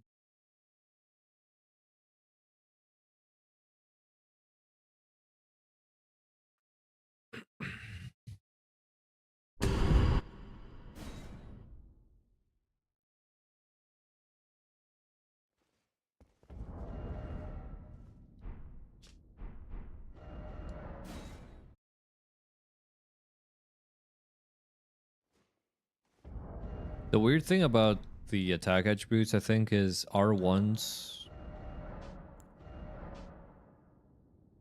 are attribute 2, and then R2s are attribute 1.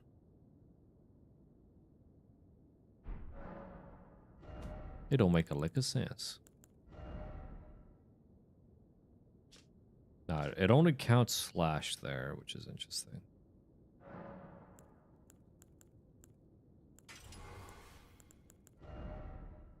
Bum, bum, bum. Bum, bum, bum. Ba, ba, ba. It's also light AF. Yeah, it doesn't do the best damage. Actually, it should be the other attribute. So let me just change this around. So instead we're looking at something like the Claymore. Claymore has a poking R2. So yeah, oh yeah, attribute 2 is poke. But attribute 1 is attribute 1. It's standard. Yeah.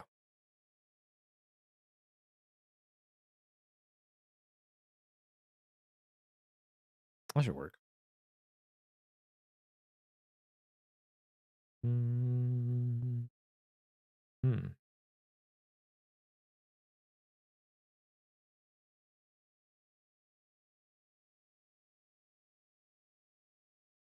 The R2s are the pokes.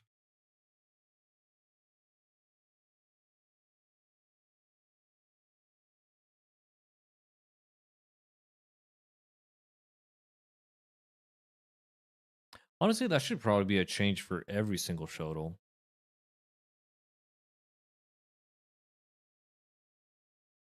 Oh, the Vulgar Malicious Shodel does have attribute 2 as Pierce. Well, in this case, this should do slash damage.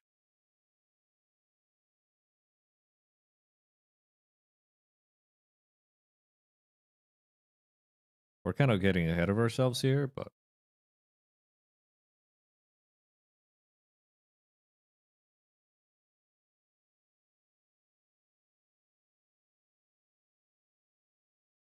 yeah, we're talking about like internal meaning, internal sense. It makes sense. It's a Shodel on a stick. So if the normal Shodel is slash damage with Pierce, or sorry, it's slash damage, this should also be slash damage. In this case, it also does Pierce on the R2s because, well, Shodels do Pierce because they get around shields. It also will apply to Sickles, I reckon.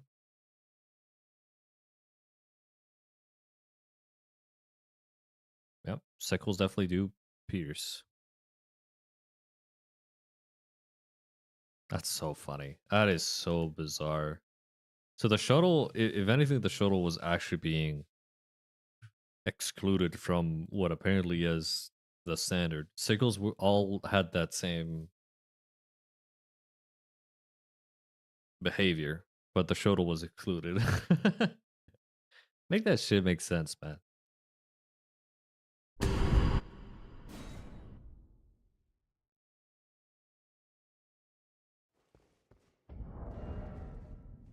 It still doesn't show it as Pierce, but it should Pierce now. Yeah. We can test it with, yeah, we do have the Spirit Talisman.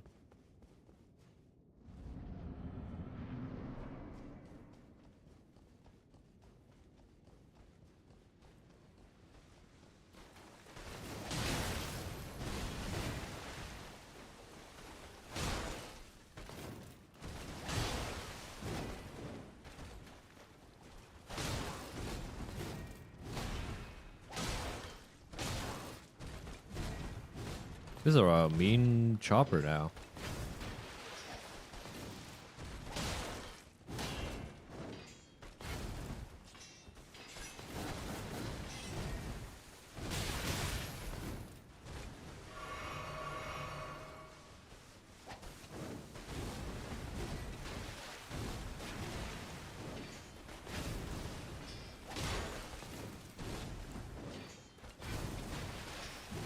So just that change, by the way, into making it pierce damage on the R2s brings it closer to the bandit curved sword. Because the bandit's doing 767 just because of raw damage. Never mind. I'm dyslexic or whatever it's called, but for numbers. This numbered. This numeric.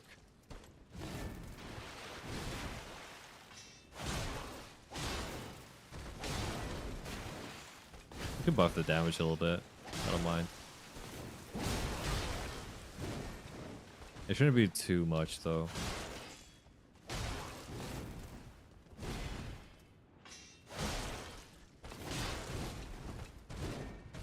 It's doing decent damage. It just needs like fucking 2% more damage, maybe. If that. Also, Reapers. I'll need to find out how to make Shodals and Reapers have the Night Rain animation for reposting. But animations get a little bit complicated. I'll have to look at that. That's on the to-do list.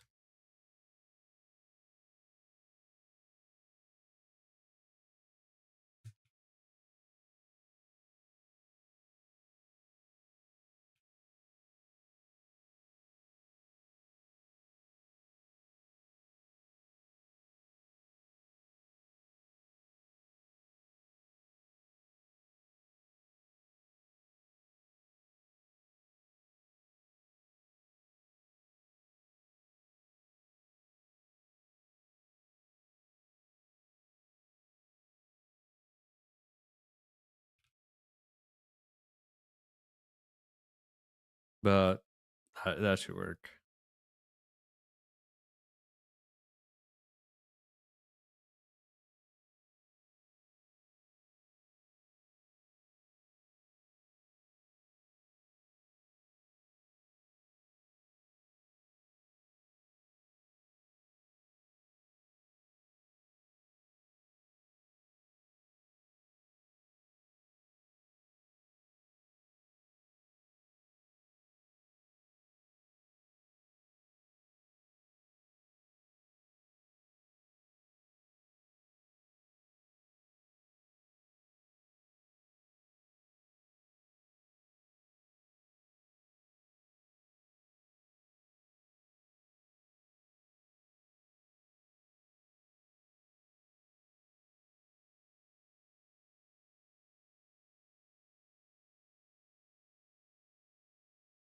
Is this really Slash? Oh, we just changed. No, we didn't.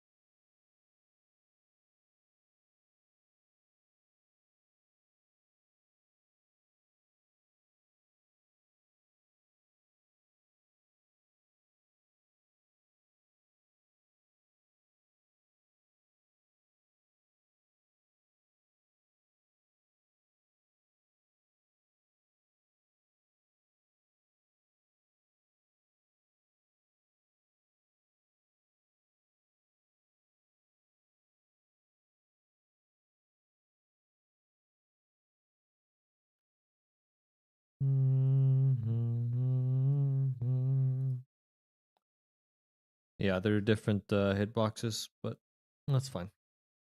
All right. That is about it, though. I'll continue doing this after my lunch, but it is lunchtime, ladies and gentlemen. So I'll see you around when I see you. Thanks for stopping by. All those who did, I appreciate you. Something a little bit different today, but you know, got not much else to do. In terms of gaming, content on the channel has slowed down. We might do some new Uja stuff. But yeah, have a good one.